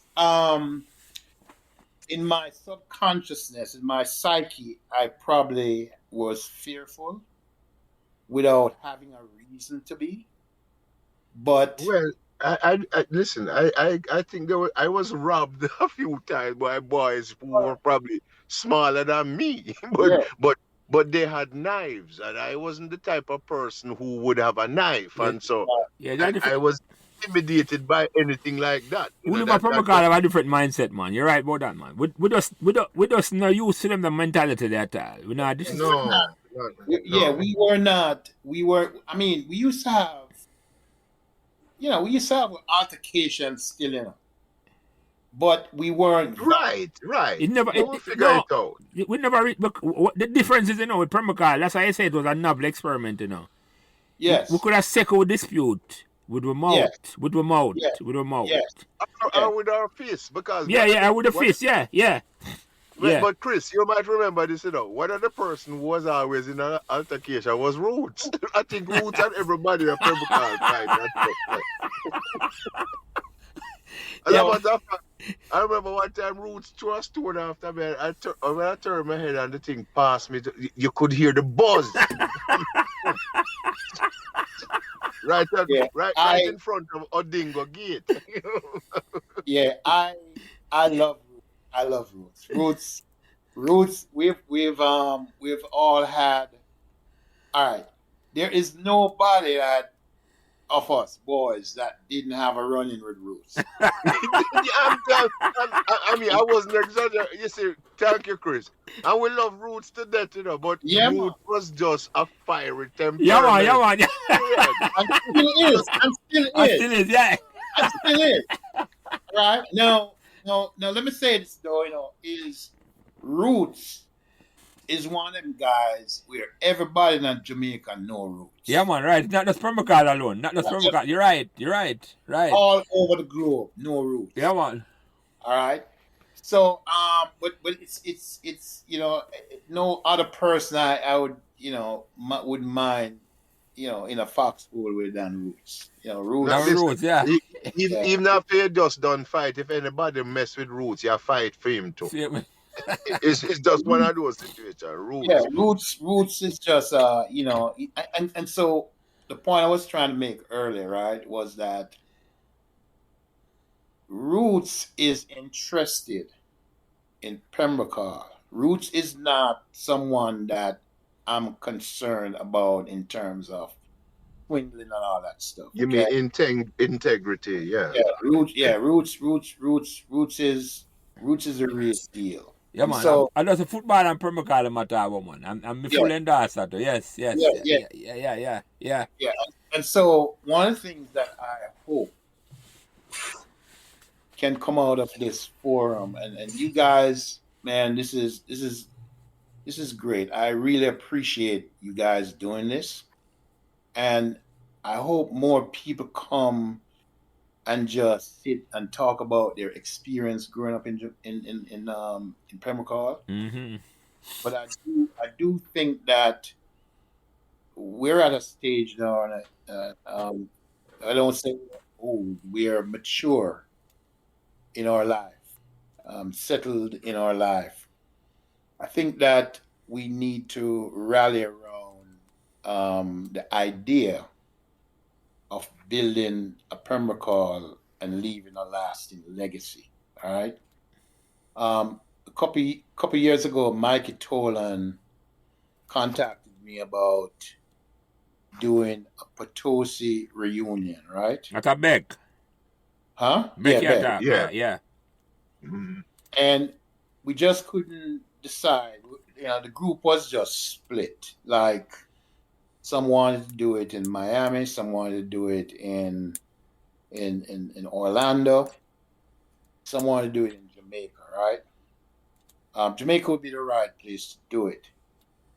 But when we start to look at a Potosi, we reach out to some other Potosi people like, Janet McDermott and some other folks who, Janice Wills and all those people.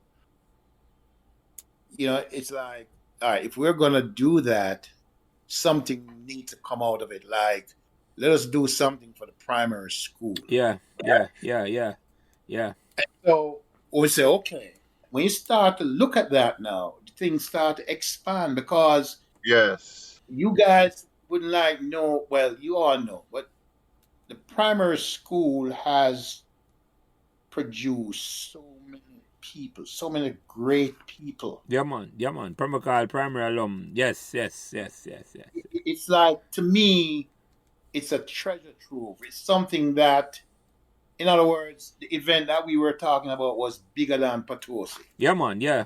Right. It's Pembroke Hall. Yeah, it's bigger than. It comes Potosi. right back to Pembroke Hall. Yeah, it go right back to Pembroke.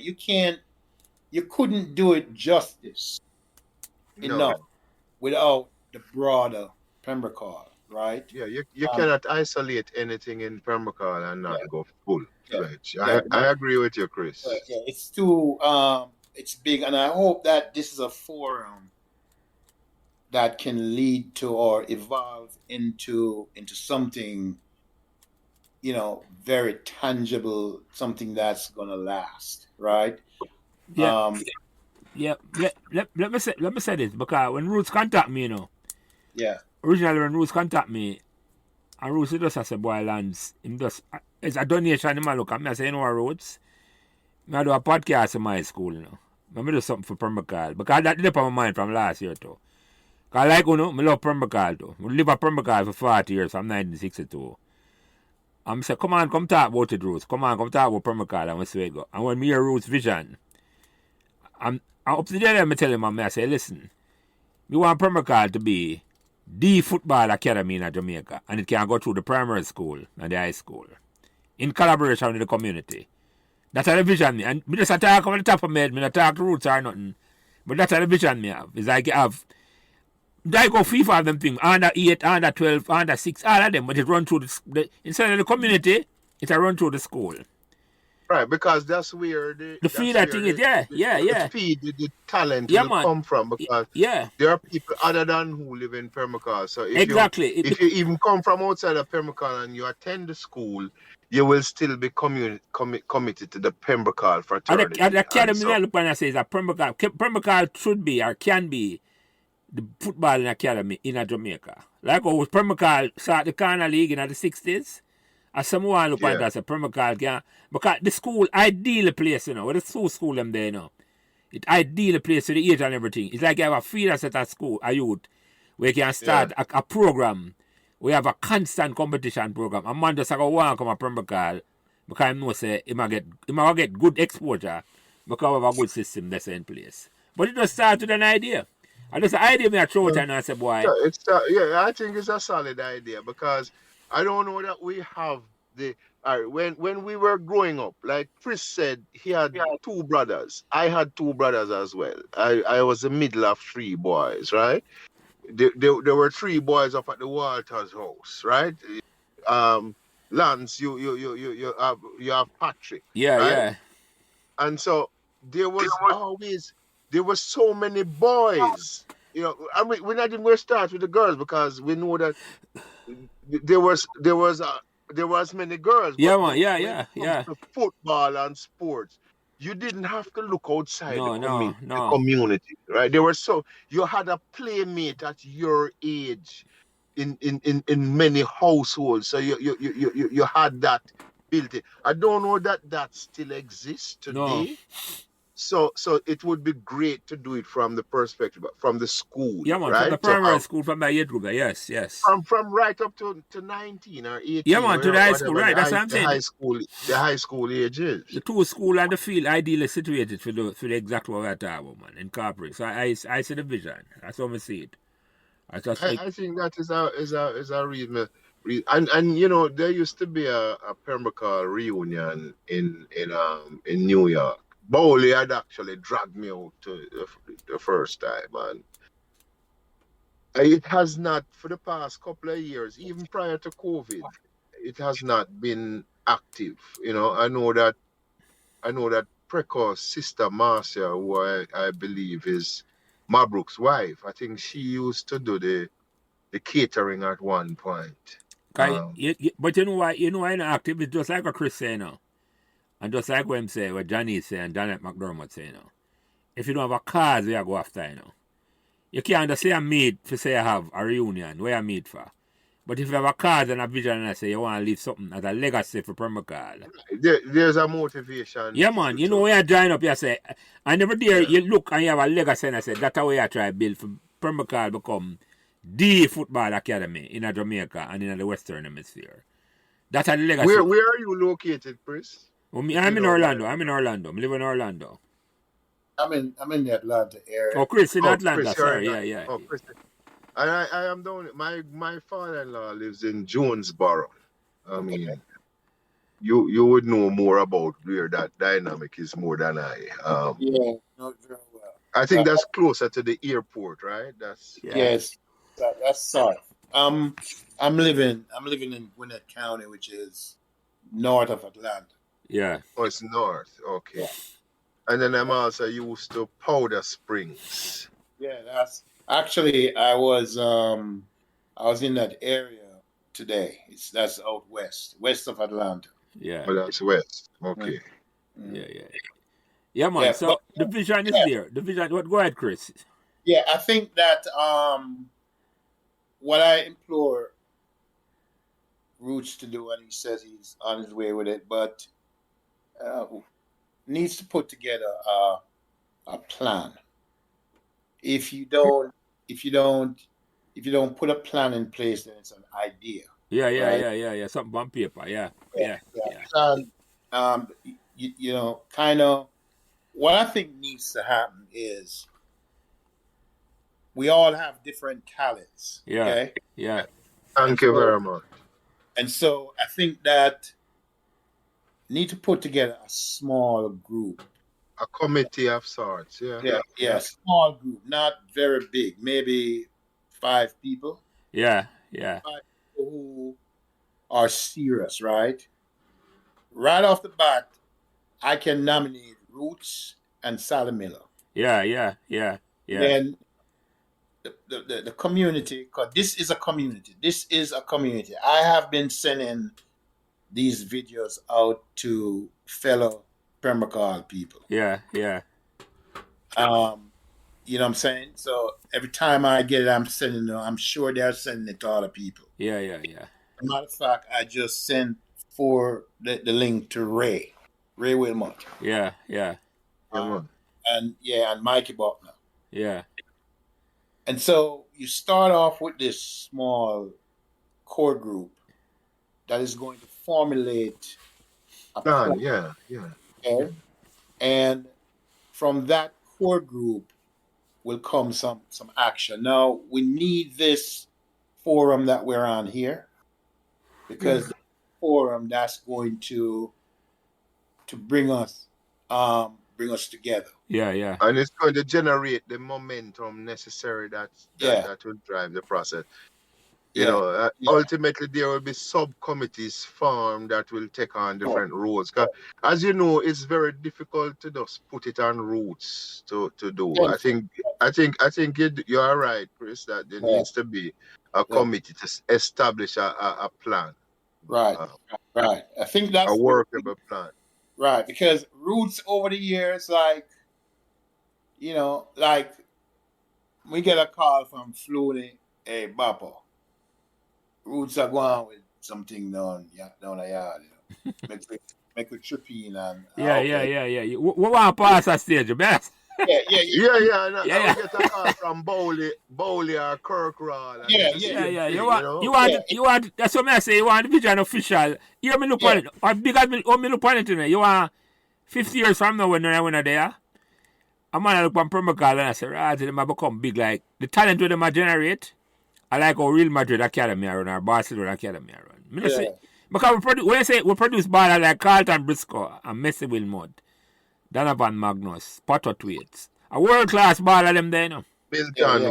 Milton Wills. We can't forget about him. You're right. Milton Wills, 20 guys. Exactly. Yeah. I'm on top about 20 guys. I'm on top about 20 guys. 20 guys is a big baller in a bridge. Yeah. All right. And to think that, making all money from a no-name school. From Meadowbrook, my school, that man. Yes. Yeah. I mean, yeah, man. Him heart was to be special. No, man. But are the best ball ever come from Meadowbrook, man. Bar none. Yeah. Me can't say that, man. I better music and live at Pembroke Hall. Me can't say that about Wilsey, man. And I like how you guys highlight some people like. You guys are funny, man. Phil Ward. Yeah. Boomy brother. Oh, Georgia girl. Well, sorry. Okay, Phil. Cause your Route 7 district, there's a store used to name Georgia girl. And I just used to work. Georgia girl. I used to, hey, come on, man. That's where I used to do my holiday work, you know. Yeah. Yeah, man. I was a formidable salesman in that establishment. Yeah. Yeah. My store was King Street near to Times Store. Yeah. George Girl shoe store with Barriano. Yeah. But remember now, Boomy. Now, as youths, right? And Boomy live on Carwina. Mm-hmm. Boomy used to raise fish too. Boomy had a lot of fish. Yeah. But Boomy used to fly and kite too from Carwina. Yeah. You used to have an older guy than me live on Chico Close at the time who would, when him say Boomy kite go up, him just raise film kite to and bring it down. Mm. Yeah. Bring down Boomy kite over Chico close. We used to call him Watermore Boomy, and Boomy come Yeah. out and cry, right? Go inside. And my grandmother now does come out. Why don't you give the boys kite? Cause a lot of embarrassment and kite. But Boomy, you gotta remember, Boomy was a good football player too. Yeah, yeah, Yeah, yeah. man. Boomy was a nice player Right? as well. Him and Thunder. And Yeah, the shot, that's how them probably get the Them are, name. them are the big shots. yeah, the dead ball. Power shot them, yeah. Dead ball. Man, them could have kicked some balls. That's how them get the name, man. Thunder and Boomy, yeah. Thunder. There you go. Right. But Chris, I don't know if you remember this, but and I wanted to just touch on it since you mentioned kite, because kite was a very listen, that was a part of the fiber of Pembroke, the kite, Yes, sir. right? Yes, sir. There was a kid that lived next door to. All right, there was Pele McCarthy, right? Paul McCarthy, Pele, and then they come down to say Clarky and Pokey. Then Kitchen Barber, and then I think there was another house, and then you had the Boyens. You remember Bob Boyne? Yes, sir. You remember Bob Boyne was the only person who used to make a box kite. And listen, me not talk about little fool. This box kite here was a great construction. Yeah. You had to know. Not everybody know. As a matter of fact, that was the only box kite that I ever knew about, right? It never used a tail, and it had to be pasted a certain way. It's a three-dimensional kite. Certain skill is required to do that. Yeah. But unfortunately, Bob committed suicide a few years ago. Oh, really? Yes, he was a doctor living in, I think, I want to say Florida. Wow. And I was told he took his life, But Bob used to be serious when it come to that kite, and it was very. It's not a house that but we were all under manners. Like you said, you couldn't go to the field. My mother didn't allow that type of activity. My father would every now and again take me around there, but you can't just. So Bob's house was not a house that you could just go and just. His parents were very strict. So, you had to just kind of meet at the fence and you have your little conversation and when him fly this kite. Yeah. Yeah. I had to mention Bob and his expertise in the area of kite fly or kite building. Yeah. Yeah, you have to know a lot of aerodynamics to do that. Yeah, but man. yeah, you had some guys like I can remember now. You had Peter, what's his name again? Somebody mentioned it. Nicky mentioned his name. He used to live at Carwin Avenue. Peter lived on Carwin Avenue. Used to be a good soccer player too. Peter Grant. Peter Grant was a good soccer player. Yeah, man, very, very excellent player. Good soccer player. And you mentioned kite. You had people like myself who was interested in the martial arts. Yeah. During that time, and I can't remember his name, but Paul had a brother. I thought Paul Harvey. Yeah, Paul Harvey had a brother who introduced me to martial arts. The older one or the younger one? The older one, not Prince. I hear you guys having a conversation. Prince was a track star. Right, the Prince was Arnold, and Prince was Arnold. I thought Paul was Prince. I used to just call Paul Prince. Yeah, some used to call him to. I used to call him to Chris. Somebody corrected me saying that it's really Arnold or Lionhead. Arnold. Yes, that's right. Arnold. But Lionhead was the eldest, wasn't he? I don't remember how they go, but there's. I think it was Lionhead, then Paul, and then Owen. Yeah, Owen are the youngest one. Me and Owen in a primary school together. Owen are the youngest one. Youngest boy at least. Them have a younger sister, yeah. Right. Yeah. But I think is Arnold, Paul, and Owen. as to my recollection. Right. So I kind of, I just remember them, and I remember getting involved in martial arts, going to the YMC, all that kind of stuff.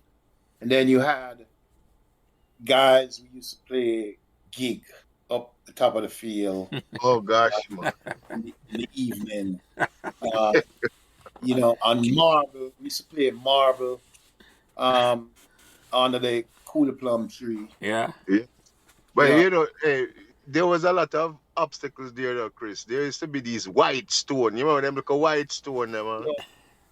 I used to walk barefoot, by the way. Yeah, man. Yes. Yeah. You gotta play the ball barefoot on the road. Yes. But many days you're coming home from school and it rain and you reach all boulevard because you race board ass. Yeah, man. Panning in the water. Yeah. Yes, sir. You're on the boat.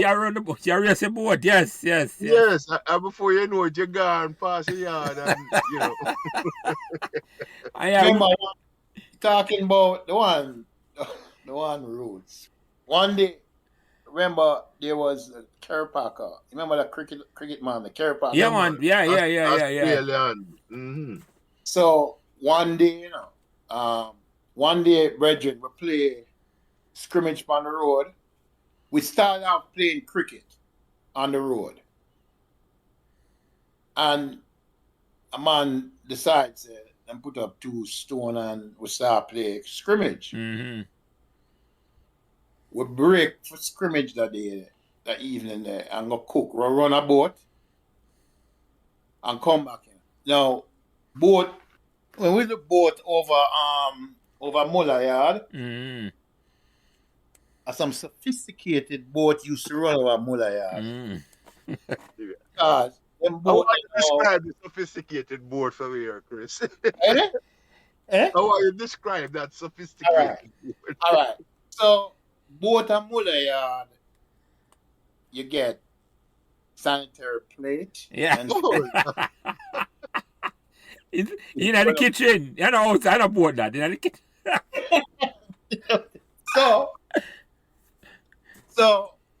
So Roots decide for climb a tree top out them walk the tightrope, drop off a tree. After that, now you drink some sugar and water and you get going again. And the game start up back. I will play the game there through the rain. Night come, we still a play. So Roger come home now, which is Flooney big brother. Yeah. And Pa Hutch, he used to call Flooney father Pa Hutch. Pa Hutch used to bring home grotto, which is some round bread. Yeah, man. The round. Yeah. Rock bone them. So Roger come in, we negotiate a grotto. So Roger go in, get a grotto and just fling it across the road. You see when the grotto drop, it does spring up on them because it's frozen. When the guy work the grotto in a bread in a frozen state, work the grotto time, man tired and exhausted and squally bug a bite. And the man worked the grotto, man, in that frozen stage. Those are memories that I have, are going down to Snape Pastry. Yeah. Yes. And get a Jack and Jill. You remember the Jack and Jill? Of course. My favorite was just hot bread and hot bread and butter. Yeah, when the bread just come out of the oven. Yes. Well, please don't bother with that now, you're a gentleman. Yeah. Yes. And so I was listening to this debate about, I was listening to Prince and all them talk, right? But they were talking about who came before. Was it the club Lansden or was it Blue Nile? No, the club before that, the original club, Ponderosa. club was the Ponderosa. Yeah. But I would like to bring a perspective to this memory as to who was first Yeah. after the Ponderosa. Yeah. Ponderosa the original. That we can't take with that. Yeah. That's undisputed. So Mr. Taft is the guy who owned some land down the bottom of Pembroke Hall, right? Yeah. And had built those buildings where the snake pastry was. Oh, Blue Nile was originally, yeah. Blue Nile came before Lansdowne. Yeah, man, Blue Nile was before Lansdowne, yes. Blue Nile came before Lansdowne. You know, that's just how it was. And then there was then Dougie T them father had the hardware store and whatnot, and that area just never developed beyond that. No, right, beyond them couple shop there. You're right. But gentlemen, I went there. I want to say about 2014, and Tony Gan myself happened to be in Jamaica at the same time, and we went out there. There were about 2 other clubs now, some adjoining building that we went to go have a drink, and I was like, what on earth? Is that right? One place was called Tash or something, upstairs. It was not on the same building as Snape's. It was closer to Cardiff Hall, like in between where Snape's is and Cardiff Hall. There was another building that was put up, and this was on the upper floor, right? Okay. So it has actually been expanded since our days there, but I can't say I'm totally familiar. Other than that one visit back in 2014. Right. That's the only time I went up to that location. Right. Yeah. We had some and then we had, you guys recall Odingo Umawali. Oh gosh, man, Odingo, man. Did you get an African name, Chris? No. I never got one either. I was jealous because a Bunga, everybody get a name. Odingo just dub you, So hold on. Now for refresh me that be before me. Odingo, tell me the story behind that. Okay, Odingo was like an enigma. One day Odingo just appeared in Pembroke Hall, right? Just had the name itself? No, man. Odingo live on the corner of Flamstead. When you come up Patosi and pass the Howell, and you make that left onto Flamstead, that first house across from the Martin girls, Audrey and Marcia Martin, was where Odingo lived. Yeah, okay, yeah. Right? And when Odingo initially came to Pembroke, Odingo had a brand new dump truck. Okay, right? Yeah, I think I know you're talking. Yeah. Isis brother. If you see him, I say, well, Isis brother Lance. Isis. Every time you see him, it's Isis brother. I know you're talking. Hey, Chris, here's the funny thing. I always visit Jamaica periodically since leaving in 77. But I remember in 89, my grandmother died, and my older brother and I went for the funeral. And my brother had left in 79, and for 10 years he had not been back to Jamaica. And we had a cousin living on Patosi, right in front of the O'Connors. And so we were there, and then we were going now to walk around the Pantry Pant. And my brother said, wait, Odingo still live over there. And so we walk up to Odingo Gate. This was nightfall now, right? So it's dark. And we walk up to the gate. And from somewhere within the building, because he was doing some expansion, so there was a raw addition there. We just hear Isis brother John, Isis brother Bunny. And I said, how on earth him see we and my brother hasn't been there for 10 years, and him Isis brother Bunny, Isis brother John. I just said the word Isis, I remember exactly what you're talking, man. And Odingo would sit down and him give you a book list, Yeah. The Valley of the Dry Bones, and a number of books we recommend that Yeah, you yeah, get. yeah, yeah. Nostradamus and Yeah. Yes, that's and so we come back. Tony Guy and I work at Dean Witter for many years in the Trade Center. So lunchtime, Tony Guy and I would go scouring around, searching out. The little lady was sell books in front of the post office. Yeah. And we found a lot of the books that Odingo I gave mean, us. Chantono. Yeah, yeah, yeah, yeah, yeah, Yes, yeah, yeah, yeah. we So bought many of those J.A. Rogers and you know. So hold on. Let me get something straight. Because sometimes, I mean, if I'm Meadowbrook man alone, sometimes man in my Meadowbrook call will say Dingo too. I just him get the name from. Yeah, yeah. I think Yeah. Dingo. Oh, yeah. I know that he played.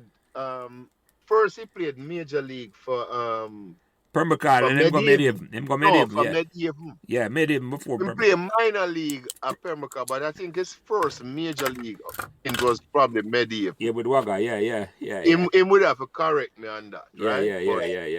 Yeah. So I don't know if it's Deers or Dingo. I don't know how the Dingo come. Yeah. Mhm. But so Odingo was quite a character.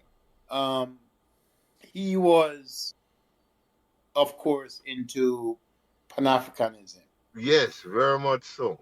and he sold his dump truck and went to Africa. I thought he was coming from Africa when he came back with the dump truck. No, it's the other way around. He sold his dump truck and went to Africa, and so he was very good friends friends with Billy Wade, who Yes, man, Abunga. who later changed his name to Abunga. Yes, Abunga Umawali. yes. And that's another interesting group too. You had Baselwaite, Right. And And what's the eldest brother? Ronald. And Ronald. Pembroke Hall, man, them that's right. Yeah. Or Or they live on Pantrapant as well. Yeah, man, I know you're talking about. Yeah. otherwise known as Major Buzanka. Yes.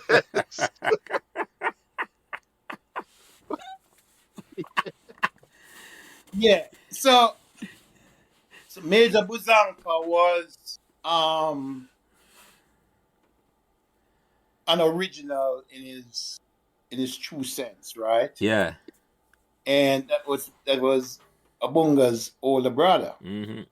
What was his original name or his government name? You mean That Major Buzanka, because Billy Major was a Buzanga? I think his name was Ronald Waite. No, man. There were three brothers, right? Yes. Basil I thought Basil wasn't Basil the youngest? No, Basil. No, Basil was the middle one. Yeah. Yeah. Basil Waite. So Billy was the youngest, Basil, and then Ronald. I stand corrected. Thank you. Yeah. But Ronald, we called Major Buzanka. Who gave him that name was Booger Ben. Another Pembroke Hall legend that. His Booger Ben gave him. I always thought it was Odingo. So it's No, that was Booger Ben. Major Buzanka. Hold on. Booger Ben was another St. Aloysius alum. And quite a character. Quite a character. Well, let me give some correction. Route 7, Booger Ben real name was Frank Bennett. That's correct. I go down the line. Route 7 them correction last week. I'm saying time get opportunity to do the correction them. Yes. I'll give them. Him talk about last week. Nicky talked about Babelo and Henry Lowe. Yes. Live at 103 Carwin Avenue. Yes. Scarrow right name. Our real name is Kenneth Reed. Didn't know that. Yeah, right. And Route Whose name? Scarrow. Real name is Kenneth Reed. Okay. So what was Baba Shark's real name? Baba Shah, that easy man. Baba Shah me did related. That was Shah him last name. I don't remember him first name. Baba Shah brother did married to my auntie. So my cousin him Shark was him nickname, but Trevor Shah him right name. Trevor Shah. Okay.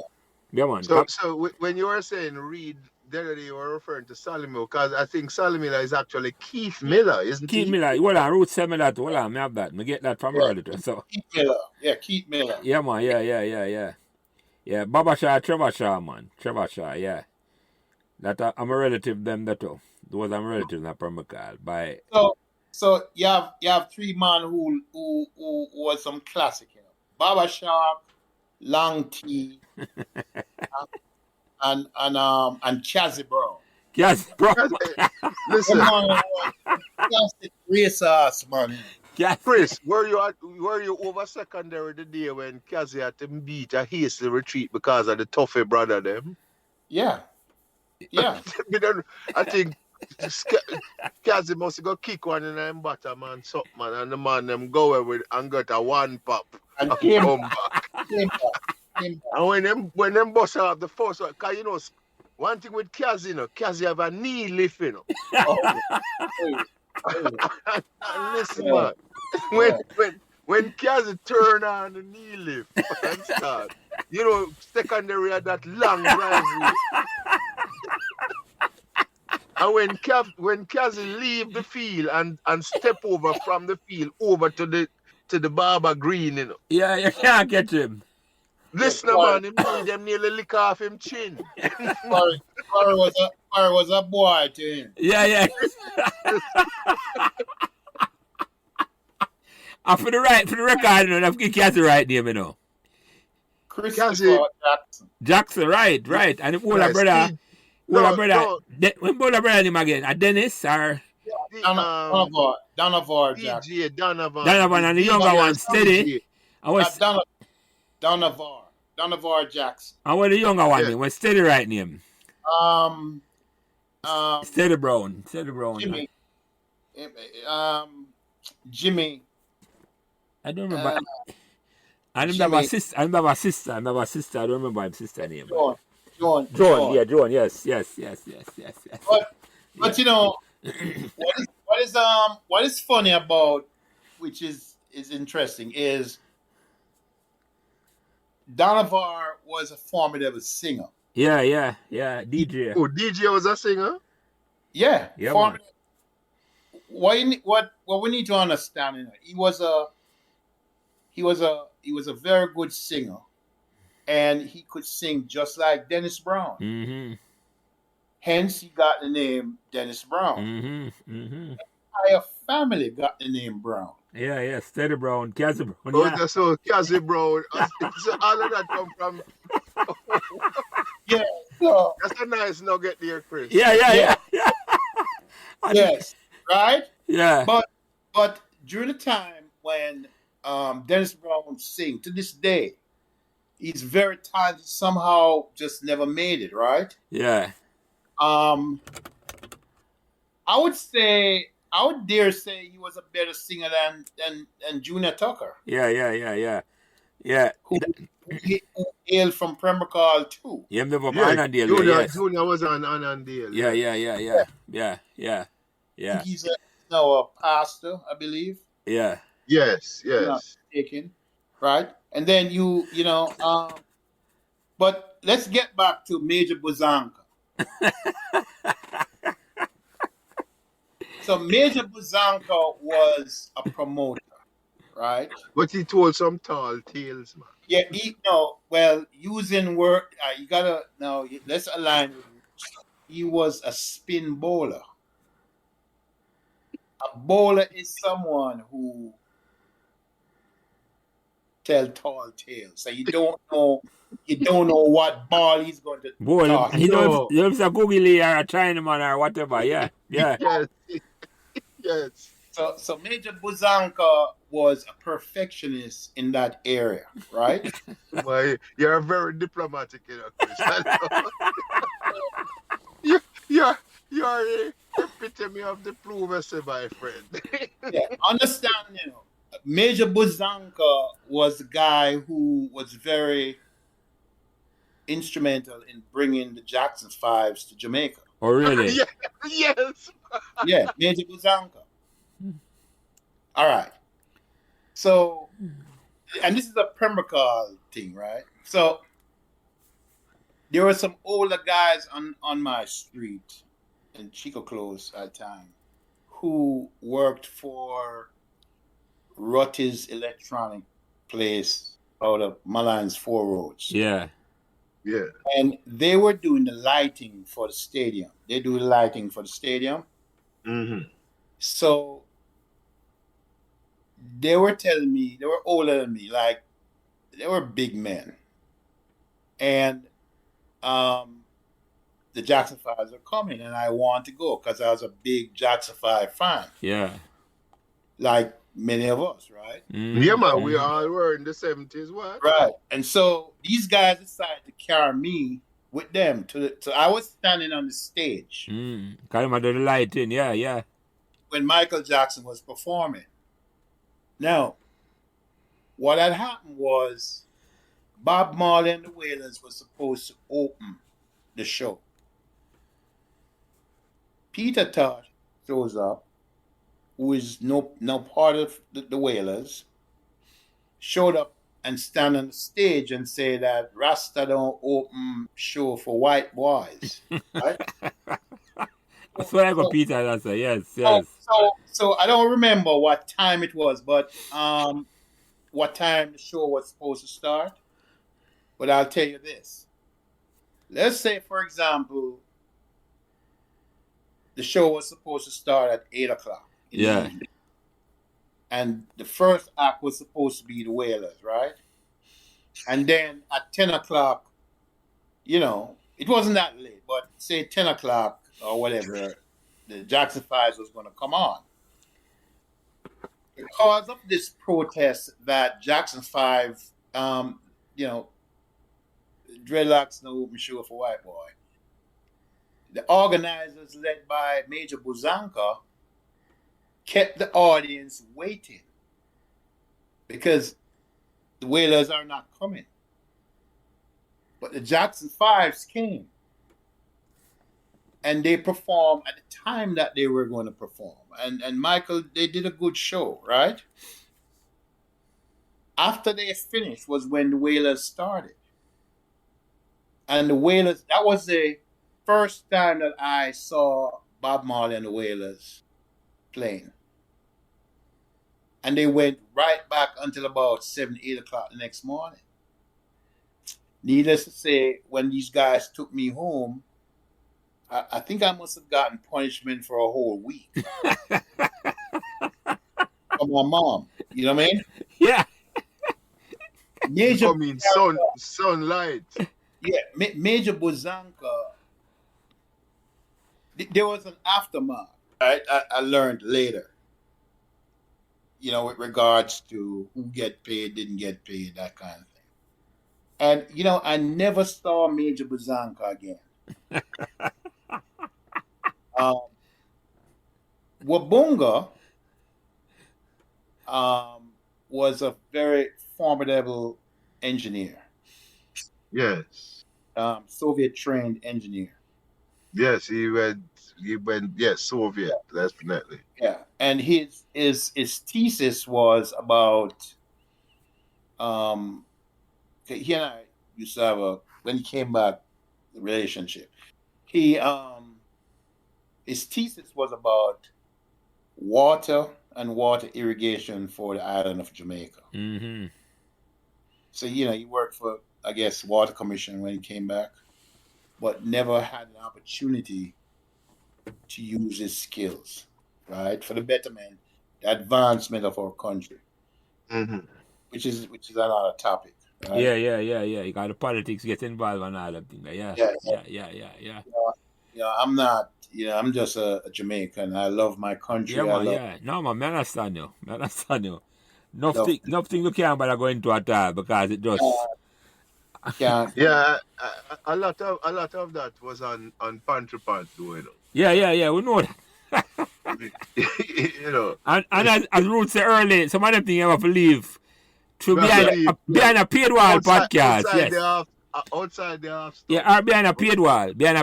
I say. Yeah, outside the half stop. But I'd love to see you guys get Ross and Briscoe on. So No man, Briscoe, that on the cards. That yeah, on the I cards, Chris. And also Yeah. who? Get Leslie on. Yeah, somebody. I would tell me say them have a number for Leslie. When me say me have a number for Leslie, you know? Get Carlton. Someone can get Carlton on. Yeah, man. Them three man, them I love get pregs. Yeah, I have Carlton's information. I have to reach out to him. I reach out to him and then and he might have a number for pregs too.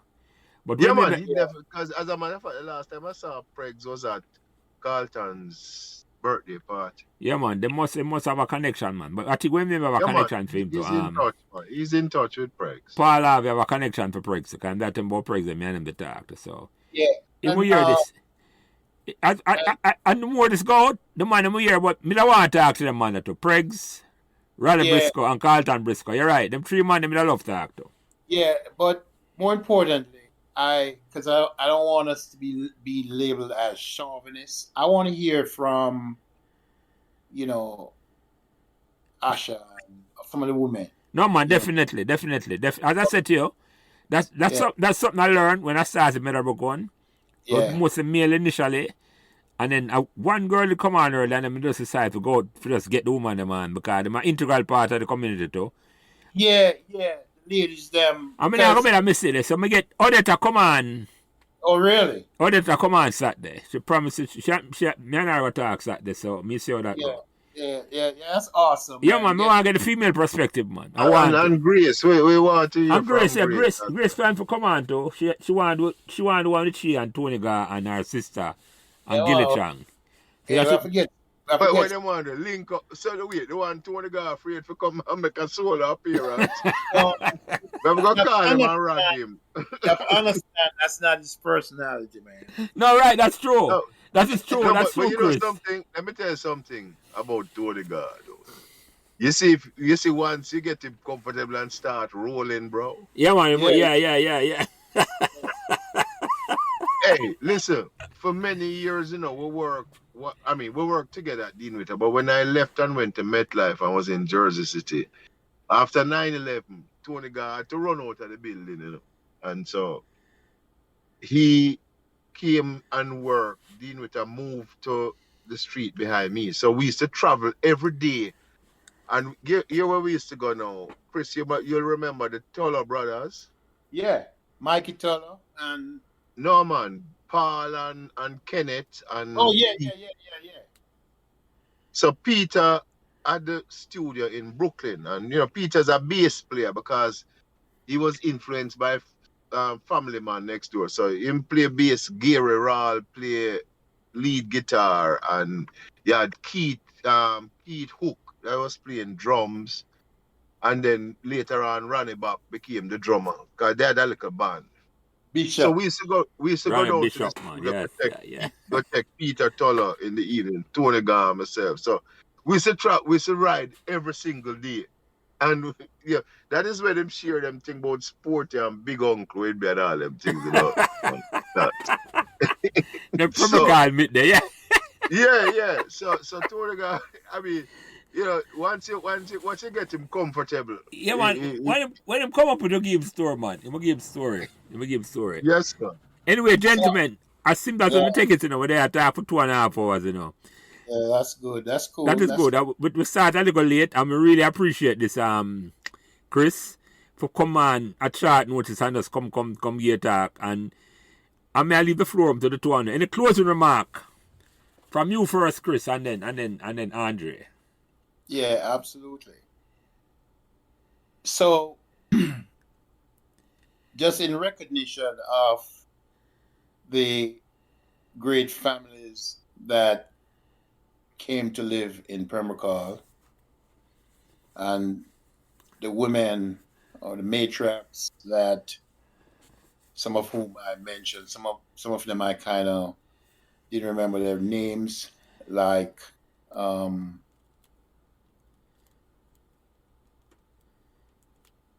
Mrs. Gray. I don't know if you remember Stephen Gray was a friend of mine and lived on Pembroke Hall Close. Yeah, man. Yes, Stephen and Carlton Gray and the mother. Yes. And he died when we were young. In a boat, in an accident. Yes, I remember that too, man. I remember that. Stephen died. Yes. And just remember that as we mature in life, I think camaraderie is important. I think that we should always remember the good times. Don't they're bad things, but we need to remember the good times, right? And like I share with my son, when I talk to my son about my boyhood, I let him know emphatically that his boyhood cannot match my boyhood. Never. Right? And so along the way, I've met people that I cherish. And I remember the great institutions that shaped the person, good or bad, that I am today, whether it's from afar, looking at people like Much, looking at guys like Sporty, who were dancers. Yes, sir. Later on, for better or for worse, Lug, Yes. Spartacus, and all these families who came to live in this community and experimented with raising their children. I can think about Kirk's mom and dad, Mr. and Mrs. Rawl, Yes. Mr. and Mrs. Wilmot. Mm-hmm. These are, Mr. and Mrs. Clark, and the list goes on and on and on. And that Pembroke Hall is a very special place, created a lot of great things. We've produced intellectuals, we've produced politicians, we've produced lawyers, engineers, criminals. I mean, just a collage of people, right? Yes, And sir. I hope that this forum is going to evolve into something that we can build on and leave a legacy, because I visit Pembroke Hall and it's not the same. No. No. It's Not even close. No. Right? And I just appreciate you guys for creating this forum. And just in closing, there's some people that I'd like to see come on the program, like Fitzy, that own the Rock Club. Yeah, Fitzy Black. Yeah. People like Allah, DV, Pregs, Yeah. Mr. Briscoe. Yeah, man. Get them on the program to cheer us up and cheer us along, Yeah, man, and give us some of the memories and from film perspective. Yeah, man. Yeah. Appreciate you guys, man. I'm here. I'm a fan. I'm a supporter. Yeah, man. Thank you, Chris. Andre, any closing remarks? Yes, man. I would like to say, first of all, give thanks, Lance, because I listened to the very first broadcast with Roots and then with Prince Reynolds, right? And I commented on both, and you invited me. It was a great honor for me to be able to do the third broadcast, and you even suggested that you would invite me back to share the hosting duties with you, and here it is you have. And this opportunity has presented, like, Chris is somebody that I know living in Pembroke Hall, and if we see each other, we'll go like, oh, yeah, because we pass on the street all the time, and we in the same community. And now we get a chance to sit for 2.5 hours and reason, right? And that is a product of this that you have started yourself and Phil. So I have to give you kudos for establishing this, not only on behalf of Pembroke, but as well Meadowbrook as well, right? And we can. I remain available. Selfishly so that whenever you call on me, I Yeah. am ready to Yeah, man. roll with you, Yeah, man. right?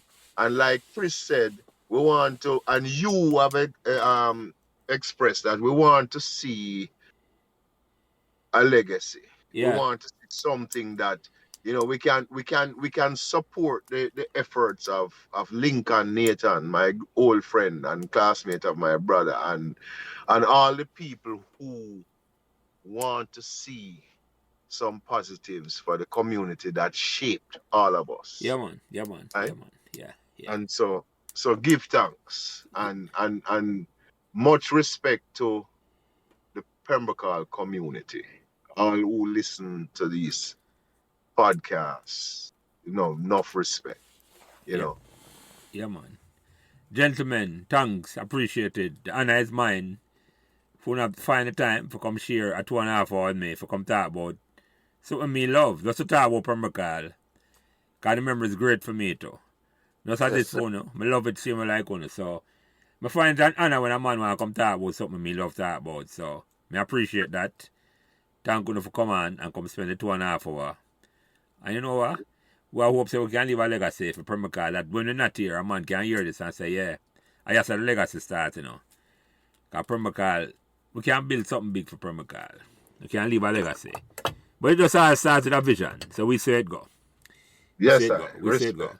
So Hey, Chris. Chris, Baptiste, and Andre, Taylor Danville, good night and God bless you all here, sir. This is Lance, our Jelly as may I say, a sign out. Thank you now. All right. Respect. Yeah, man, respect. Thanks for listening to Pembroke Hall Memories podcast. And remember to give us all the support you can on whatever social media platform you are listening. A special thanks to my production manager, Kyle Prince, who takes care of everything involved in getting the podcast out every week. And without him, I would not be able to do what I love doing every week, having memorable conversation about Pembroke Hall. Thanks.